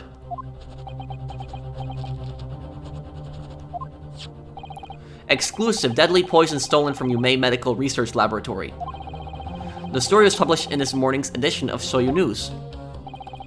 The details are too accurate for it to have been written by anyone else. Sorry, don't know what you're talking about. He's the one who wrote the story. That's really good, Professor. Yes, look at this. The entire article is almost what I said to Miss Brett, word for word. Ah. Well, many memo-san. As a journo and as citizen of a free country, I don't have to reveal my sources. That's a founding principle of many memoism. Father's clearly right about this. The reporter did write that article, and he based it on what he overheard from outside the hut. An article about poison was stolen from a laboratory at Yumei University. The reporter many memos sound based on information he gleaned by eavesdropping. So that's what it was all about. You were trying to cover up the fact that you were listening in. That's why you came up with that stinking story about me arguing with her. Shut up, my stories never stink. Look, whatever you say, little girl, it doesn't alter the facts. Your Excellency, there's something I want to say. I want it to go on record.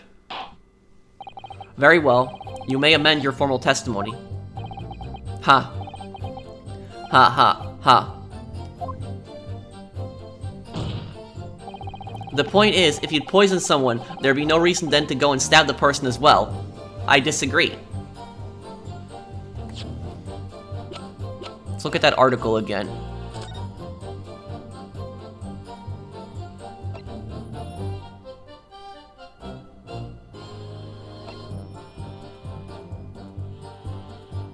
So this is what she said, what Ray said to, him. Hold it. Perhaps you doubted the efficiency of the poison and shot to make sure your victim would die. That's horse dung. What? That would be like pouring pepper on your Chinese ramen before you'd even taste it, completely reckless.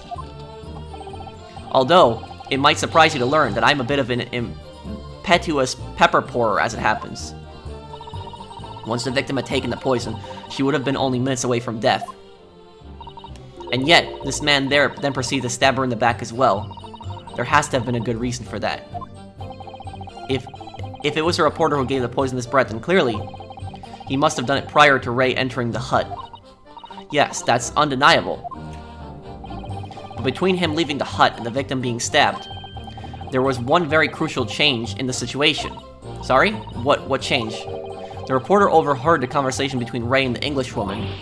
Ah, yes, that's it. That's when Menimomo-san first found out about the exact nature of the poison he'd used.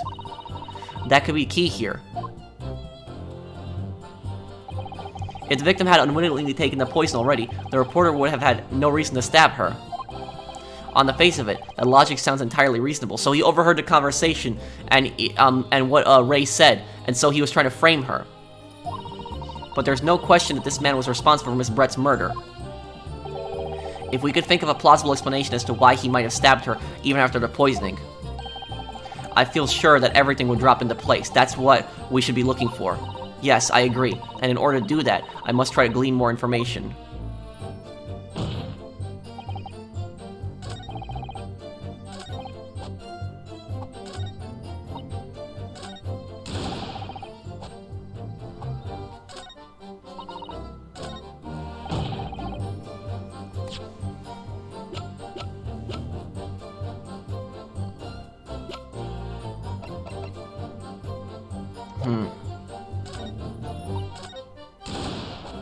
Hold it.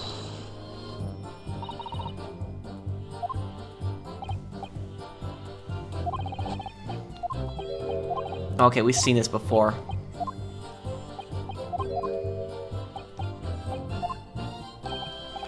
Okay, let's skip through this here. Objection.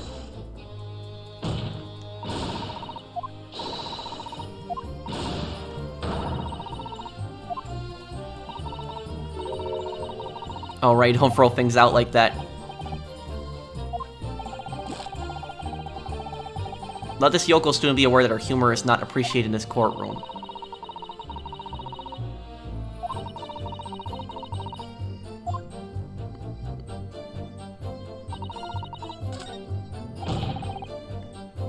Hold it. Let's press him.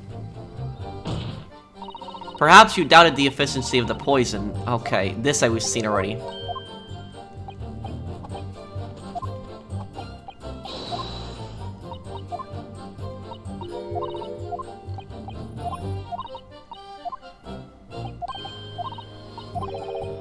I'm gonna skip this because we've seen this before.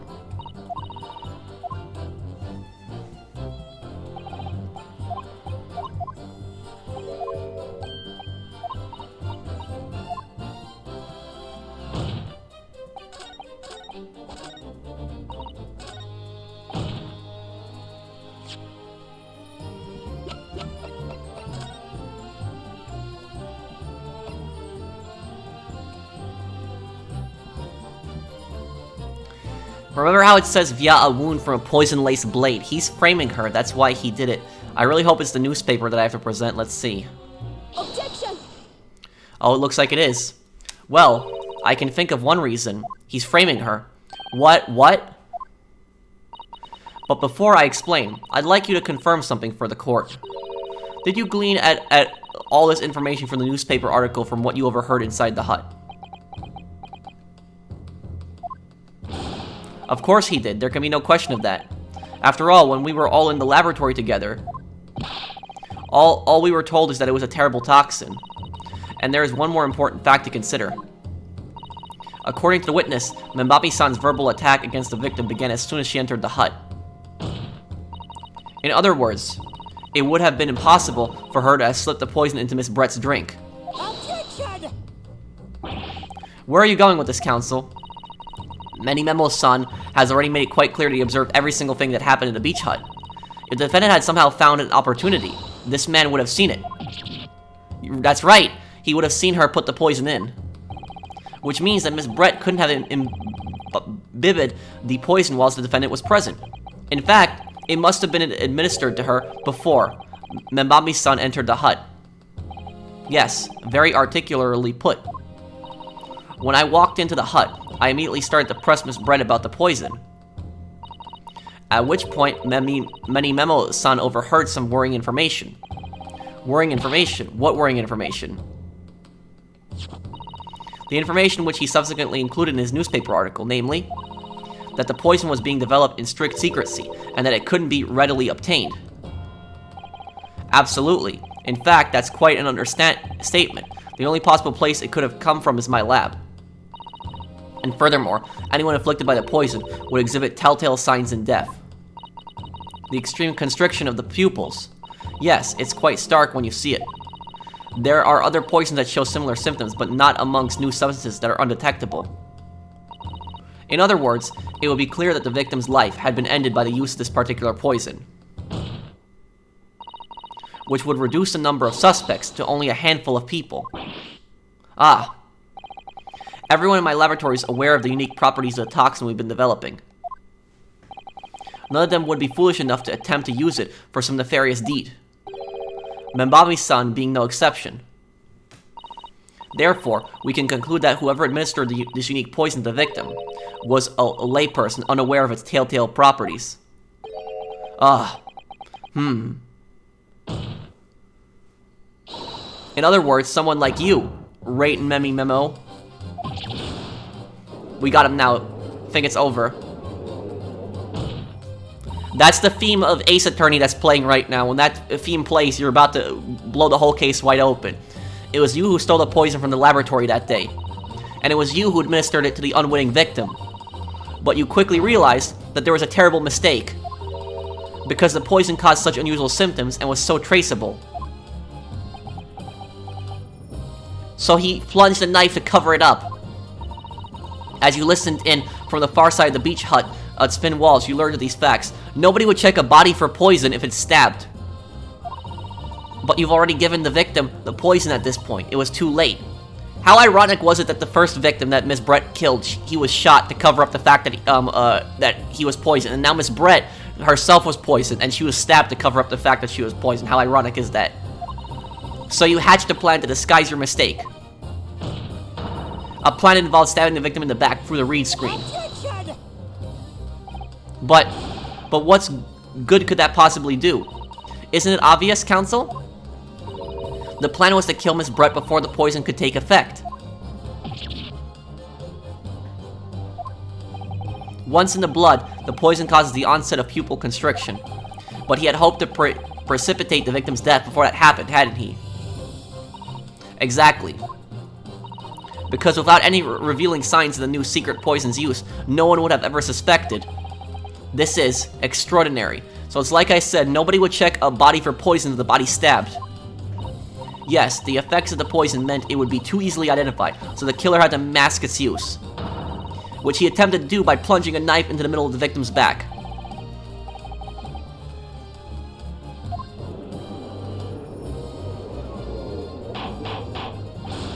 Order, order, order.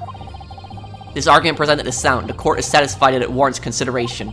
Does the prosecution have a counter-argument it wishes to put forward? Well, there are a number of... yes, I could counter completely. With what? The prosecution's evasive response clearly shows that in much of the same way as he nurtures the remnants of his top knot, he's clinging to a lost hope. Lost hope?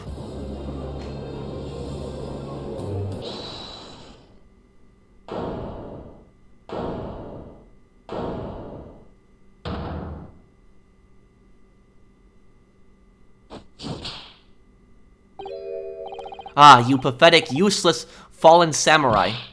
Fallen? Who are you calling fallen? My burgeoning growth is on the rise. I don't need a counter-argument.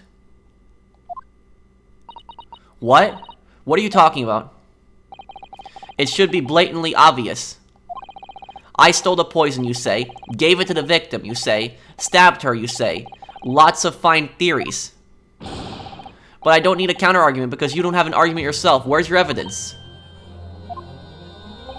Yes, you make it all sound so plausible, don't you? But without evidence, it means nothing. Whereas I base my news on facts. Facts? What do you mean? Explain yourself. He's probably going to talk about how did he get the poison out. I mean, what the professor said earlier in this trial. They were all searched. But the poison was probably in the pen. It's all here in my many memos. Every word, every slip of the tongue, all noted. That's what the Shoyo News is famous for. It's the power of the printed word. But surely it would be no easy task to steal a highly secret toxin being developed for the government. I predicted it. Indeed, all visitors to the laboratory are thoroughly searched when they leave. Even if a thief managed to avoid being seen by myself or a colleague, getting the poison out would be very difficult. How's that then? Blown this story wide open. See? Irate and many memo, a mere reporter from the Shoyu News. Couldn't possibly have stolen that poison from the professor's laboratory.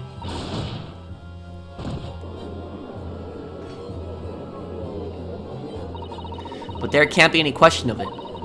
He must have stolen the poison that day. He stole it and used it to kill. And if that's the case, as you identified, the poison itself is the definitive evidence we need. Because whoever stole it from the laboratory that day is a true culprit here. What's your point, you annoyingly handsome country bumpkin? My point is this. There is one way that you, Menimemo-san, could have stolen the poison that day. I have heard enough verbal conjecture now, thank you. What the court must be shown is evidence. What proof do you have that this witness stole the poison on the day in question? It's the pen. Because look, guys, I failed. This theory is true. Let me skip this here.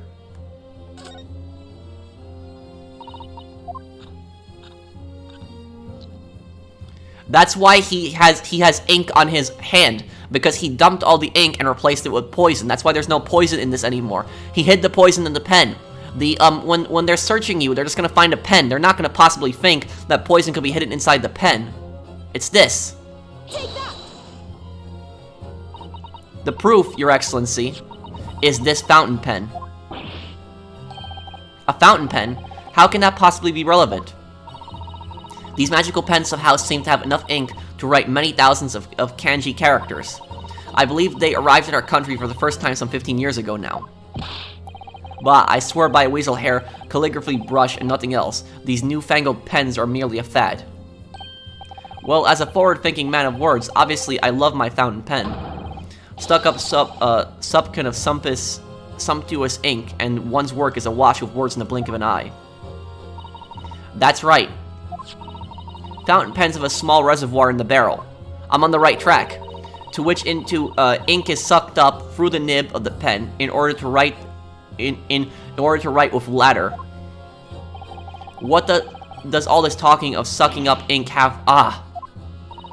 And just as it's possible to suck ink up into the reservoir, it's also possible to eject it through the nib again, of course. My word. Can this really be? Well, Menimemo-san? Check the pen for traces of poison left. When you saw the deadly poison before your eyes in the laboratory that day, you used your fountain pen, your very lifeblood, to steal some of it, didn't you? By siphoning the poison up through the nib and into the pen's reservoir. We got it. There's the Ace Attorney theme again. Objection! It's over. More absurdity that never happened. True, we've heard that there were procedures in place to prevent thefts like this from the laboratory, but who would search a pen? But would anyone have thought to look inside a fountain pen of all places? I'm predicting so much that they're saying. This is awesome. No, I'm a little ashamed to say that for fear of offending our guests, such a detailed search would not have been conducted. Well, this is quite startling, I must say. I remind the court that this pen was found in the clutches of the victim when she died. In other words, it was dropped at the scene by Many Memo-san. So the crucial question is, when exactly was the pen dropped? Are you suggesting the natural conclusion is that in your haste to act while the victim was distracted for a moment, you dropped the pen after you emptied the poison from it into her glass? Objection! There could be any number of alternate explanations. For example, what? The witness could have been using his pen to write down details of his conversation with the victim. And when shocked by one of her outrageous answers, the pen fell from his quivering hand. Oh yeah? Where's your proof? Objection! No, that can't be. If it was, how do you explain why the pen was devoid of ink? Oh yeah, that's right. What? As you can see for yourself, if you examine the evidence, there would appear to be no ink present in the reservoir. What newspaper reporter goes to interview someone with nothing in his pen? No, the pen was dropped after the poison that filled this reservoir had been emptied into the victim's glass. Witness, what do you have to say in your defense?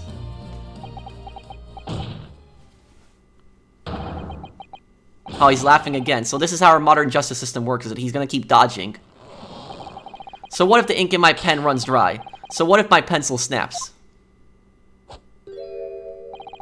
I can always claw my way back into the game. I have plenty in reserve.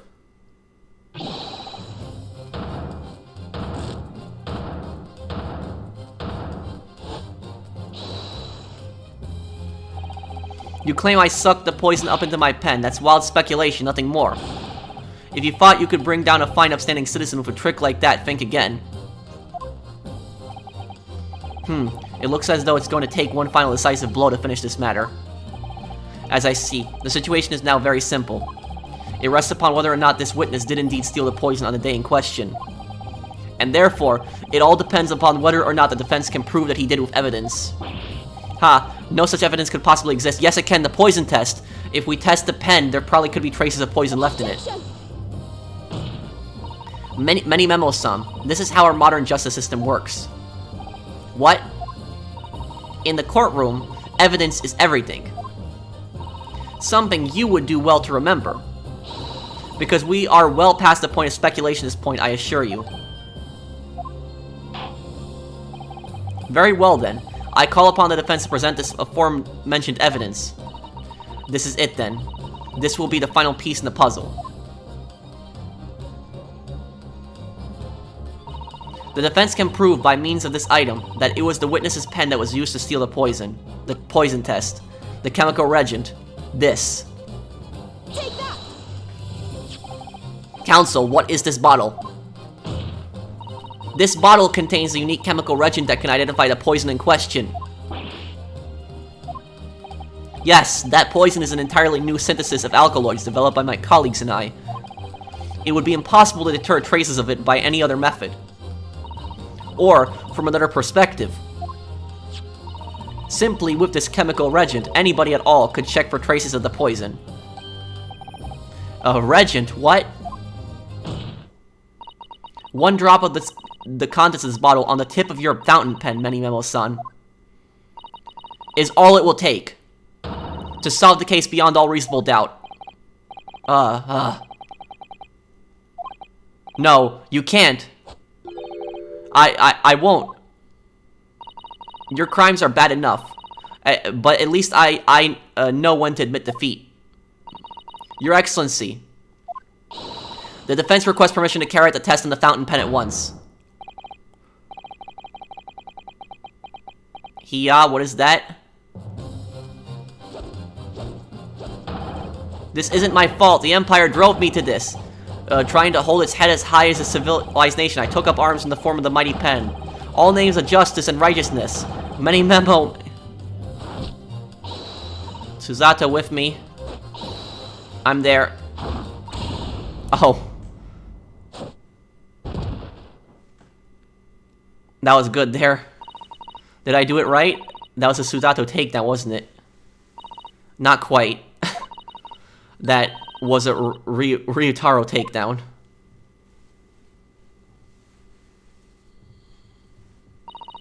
The instant the first drop of the reagent touched the nib of the fountain pen, It was clear to everyone present.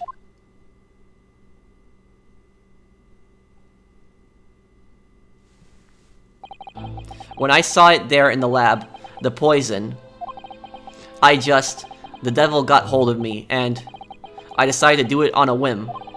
I excused myself and emptied all the ink down the sink in the bathroom, washing the reservoir out carefully. And then you waited for an opportunity to suck up some of the poison, didn't you? Into your fountain pen. Yes, that's right. Answer me one thing, Memo-san. Why did you steal it?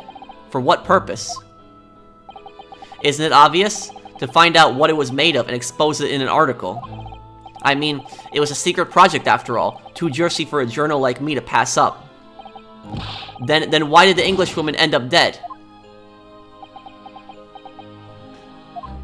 He wanted to test it. I went to that hut intending to quiz her on the situation, that's all, as a reporter. A known killer, enjoying full freedom, evading justice by leaving the country. I told her what I thought about it. And she just laughed in my face. Oh, what's this? A Far Eastern caveman purporting to practice journalism. Really, you must learn the difference between reporting and listening at doorways. You ignorant plebeian. What did you call me? This country with its pretensions to a justice system, to a free press, is really very depressing. You see our superior ways in the West, yet you lack the mental capacity to emulate them. Get out of here, you oaf. Get out and crawl back into the cave you came from.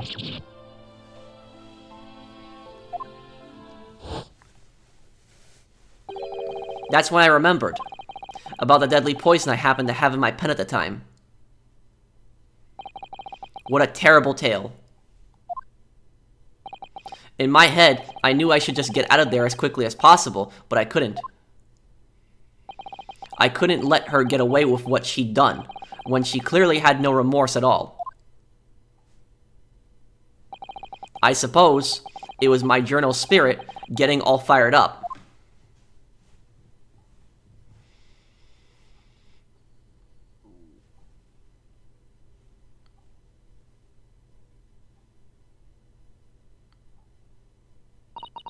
I'd like to ask you something. Yes? You often talk about justice. But surely as a journalist, you could have used other means to deliver the justice you sought. There's no justice in the press. Sorry? After that trial 9 months ago, I kept digging and digging to find out what had happened in that courtroom. And finally, I discovered the truth. It was a cover-up. That's what it was. A cover-up? What do you mean? I would remind you of your position, witness. Be careful what you say. Oh, come on. Doesn't it strike you as strange? We're suddenly not allowed to convict a foreign national. Consider, consular jurisdiction, should never have come into it. And yet that puffed-up Englishwoman was going to sail away into the sunset, a free woman. The only possible explanation is that, behind the scenes, some deal has gone down between, Britain and Japan. What sort of deal? I done my research, dug up all the dirt. It was all ready to be published. But you know what happened? The editor just tore the article up. He came under pressure from the government, you mean. If our government is going to let criminals walk free, if they're going to crush the free press, then what choice do I have but to see justice is done myself? Let's not forget, Memo-san,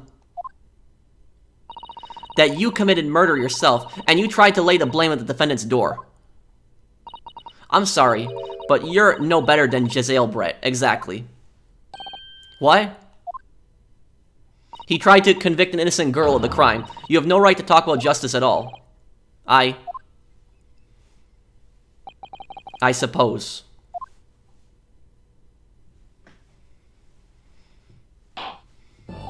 It would appear that we have reached a conclusion in this trial at last. Counsel for the defense, Ryutaro Naruhodo. Oh. Yes, sorry, Your Excellency, just musing in a manly way here. It's almost unbelievable that this is your first experience of the Supreme Court. It was an excellent performance. In truth, it very much reminded me of your cousin's exploits. Oh, Ryunosuke, you mean? The way he handled the trial 9 months ago, and the way you handled this one. It gives me hope that we are generally entering a new era of justice in this land. That's very flattering, Your Excellency. Hearing the defense you put forward today made me feel most keenly that the future of our justice system will be forged by you and your contemporaries. Thank you. So, Prosecutor Alchi, do you have any final thoughts? What is that? What? Prosecutor Alchi? I, Takasuchi Alchi, have been bested by a callow youth not once now, but twice. If there was any shred of my former self left, it has withered and died here today. Gosh, your journey to the cultural enlightenment sure took a while, didn't it? Silence. Rather than living on in shame. Oh no, don't tell me he's gonna. I will end it all now with this blade. For that is the true path to Ouchiism. Ouchie-ism? One hopes that the only way in which he'll be modeling himself after the witness.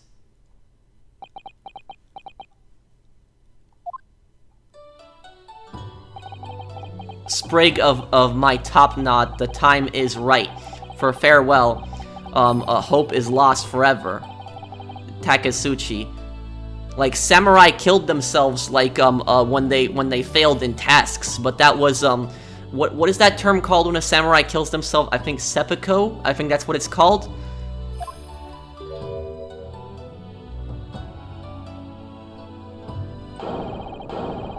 Oh, he's gonna cut off his hair. I literally thought he was gonna stab himself. That's it? I literally thought he was gonna...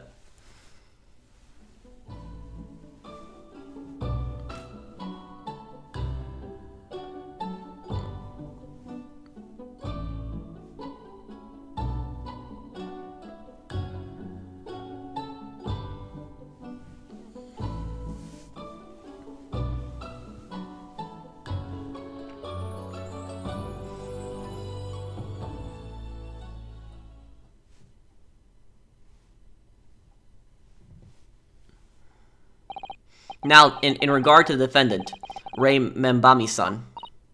Yes, Your Excellency. I have reached my final verdict. I hereby find you not guilty. We did it!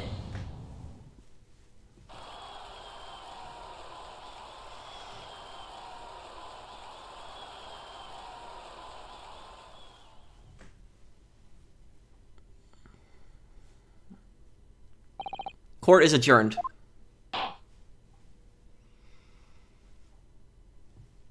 We did it. 13th August, 2:38 p.m. Supreme Court of Judicature, Defendant's Antechamber. 3. It's over. My heart is still pounding in my chest, though. It's all I can do just to stay standing. Lawyers have such a great responsibility, such a great burden to bear. Don't they, Naruhado-san? Susato.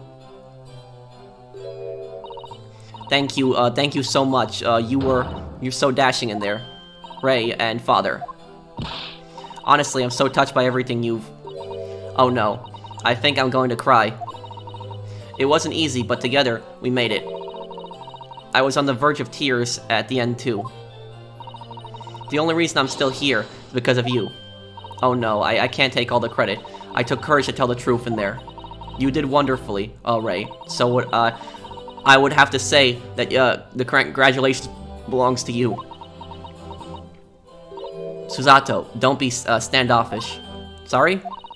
We're friends, equals, and the trial's over. So no more of this formal, super humility nonsense. It's time to celebrate with swagger. To throw caution to the wind. Caution to the... What? I'm the great defense lawyer Ryotaro Naruhado, and I'm taking you out to a milk bar tomorrow. Or something. Right, I see. I'll think about it, Rei. At any rate, we really knocked the wind out of that horrid man, and it felt so good. Yes, it was satisfying. It really was. Is there anybody else we could throw together? I hope you're not looking at me, Ray. Oh my goodness. No, of course not. Of course not. Ah, there it is at last. Ray's lovely smile. You fought for your friend to the very last. As your father, I'm extremely proud of you. Defense attorney Ryotaro Naruhodo. Thank you, but I couldn't have done it without your help. Anyway, it's time to bid farewell to Ryotaro, I think. I shall miss him in a way, but it's back to Susato Mikotoba now. So, I'll never see him again then. What a terrible shame. What?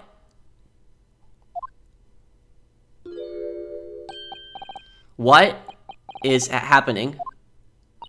Ah, Sasaki-san and Inspector Hosanaga, I do hope you've been keeping well. Is that really you?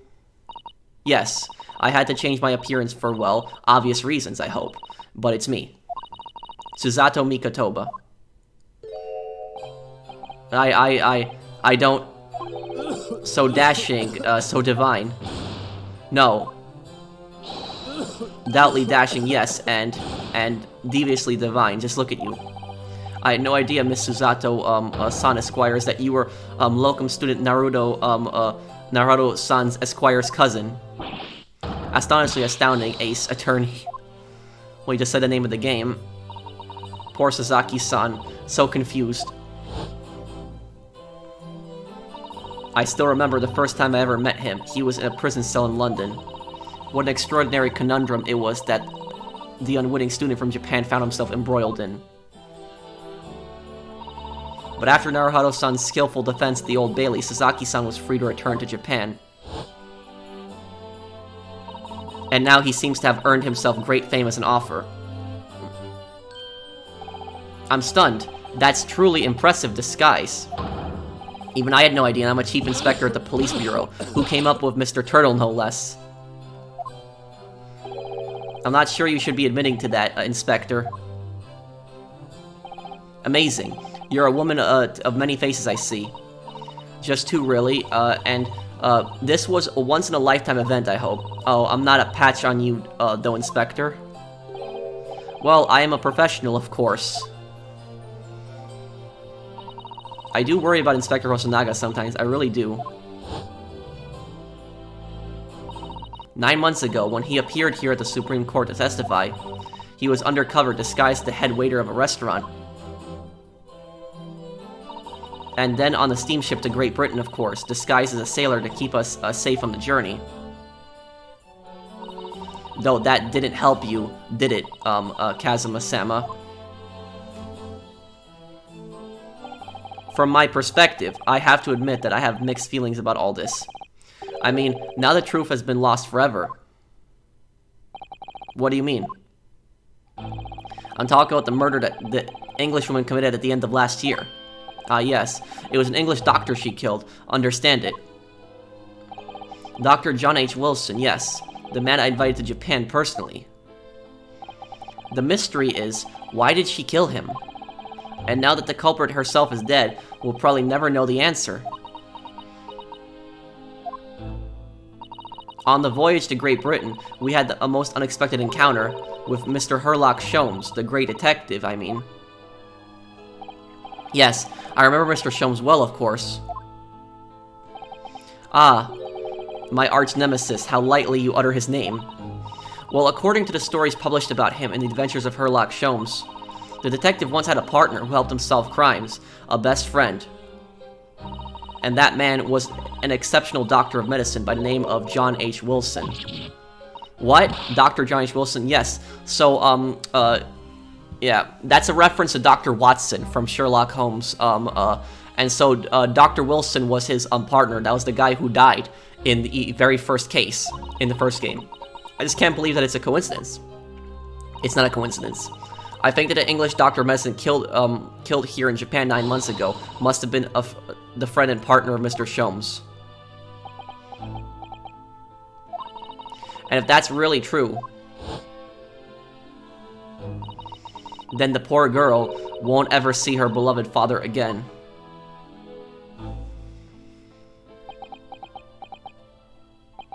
As you know, I traveled to Great Britain once myself to study. It was around the time you were born. Yes, grandmother told me about it. On returning to Japan, I took up my professorship at the Imperial Yume University. But I also served another role, as an advisor to the government on diplomatic affairs. Yes, I was aware of that as well. In that case, I'm sure you understand that there are some confidential matters I cannot divulge to you. Could you just tell me one thing? Why did you summon me back to Japan? It's been 2 months now since I returned. When I left England, it was because an urgent telegram had arrived from Japan. It said that you'd collapsed with a high fever, and you were growing weaker by the day. What? Where did that news come from? That's what I'd like to know, because after that long sea voyage, I found you in fine health, Father. Was there something in Great Britain that you perceived might inconvenience me in some way or harm me? That's really the only explanation I can think of. Dear me, do you reserve your most cutting glares for your father, Susato?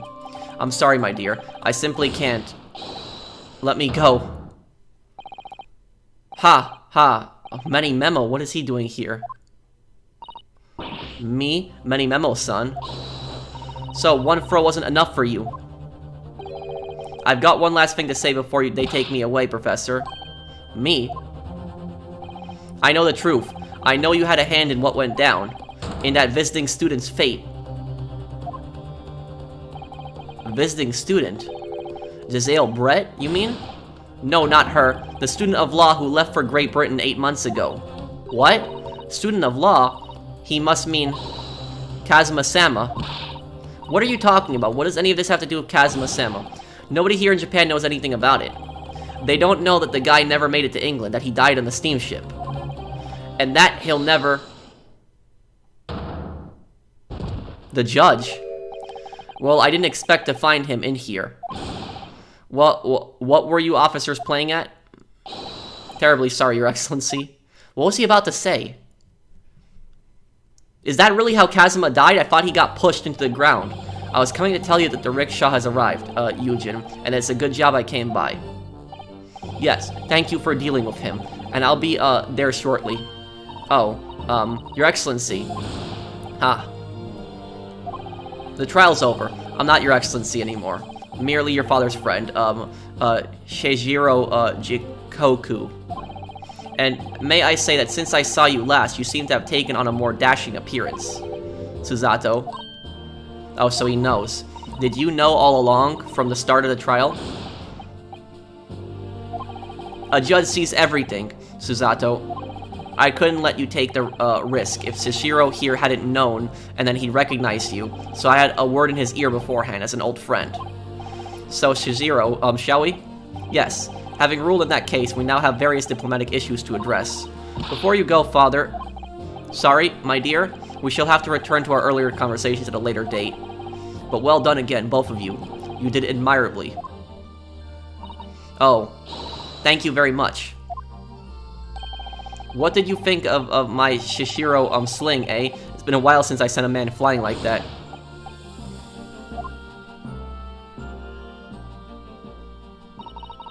Whatever could Father be hiding from me? About Giselle Brett, about Dr. Wilson. And now it seems, according to the reporter, about Kazuma-sama. I'm going to have to bring this up with Father sometime, when nobody else is around. I wonder if the judge hit him for that reason. Judicial Assistant Mikotoba-san Esquires, could I have a word? Oh yes, of course, Sasaki-san, what is it? I think perhaps it could be fate that we're meeting again like this now. You see? There's something I need to tell you. What's that? Oh? I believe that it may be related to the reason why your father summoned you back from England. This I have to hear. Please, Sasaki-san, tell me at once. I will.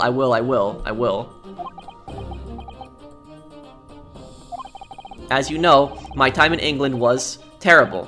Cursed, I have no doubt. Such awful things I was embroiled in. Thank goodness locum student Naruhito-san Esquire stepped in. After he secured my freedom, I couldn't wait to get on a ship back here to my homeland.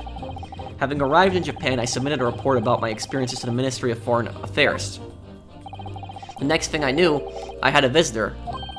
It was your father, Professor Mikotoba. He wanted to ask me all sorts of things about my report. My father, he seemed to be especially taken with a particular part of the report. Anyway, he left eventually, having thoroughly quizzed me. But it was the very next day that he sent a telegram to you, asking you to return to Japan. What was it then? The particular part of my father was interested in. I don't really know exactly. But do you remember them, those 2 terrible cases I was caught up in? Of course, I could never forget. Your father seemed to concern himself mainly with the second case. The second one, you mean the one Mr. Sholmes forbade any of us to talk about in public. Which is why the only case involving you that any member of the public is aware of is the first. Well, I don't care. I don't have to listen to what dastardly detective says. Anyway, the point is, it seems that the case somehow holds the key to all these curious, unanswered questions. That horrific, hideous, heinous case. The case of the haunted lodgings.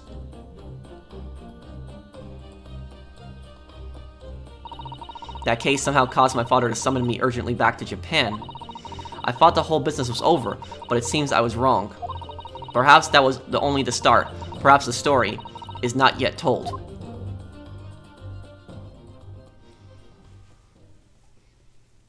And so it looks like it ends here then.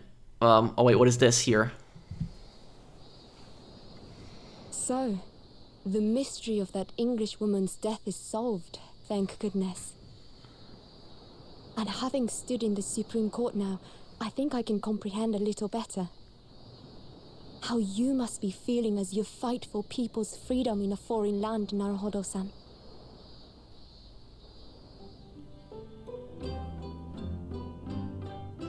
But actually, I'm writing to you today because of another matter. I met Soseki-san and we talked about that second case he was involved in. Father has said nothing to me, but I feel certain of it. That case holds the key to some great unsolved mystery. That's the case with the My notes on the case should still be in the office, tucked away at the back of the shelves on the left. Perhaps you might like to look over them again. Today, for the first time this year, it feels as though summer has arrived. The sky is a brilliant blue. It makes me long to see you again. Yours, Susato.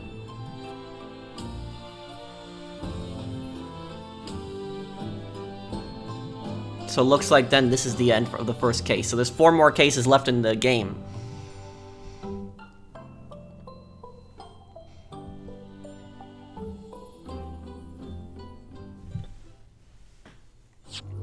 So thank you guys for watching. I had a lot of fun with that case. I guess we're probably going back to London for the second case. So thank you guys for watching. I hope that you guys enjoyed it. If you do enjoy this series, please do drop a like because it does help this series out a lot. And I'll see you guys on the next one. Take care, everyone.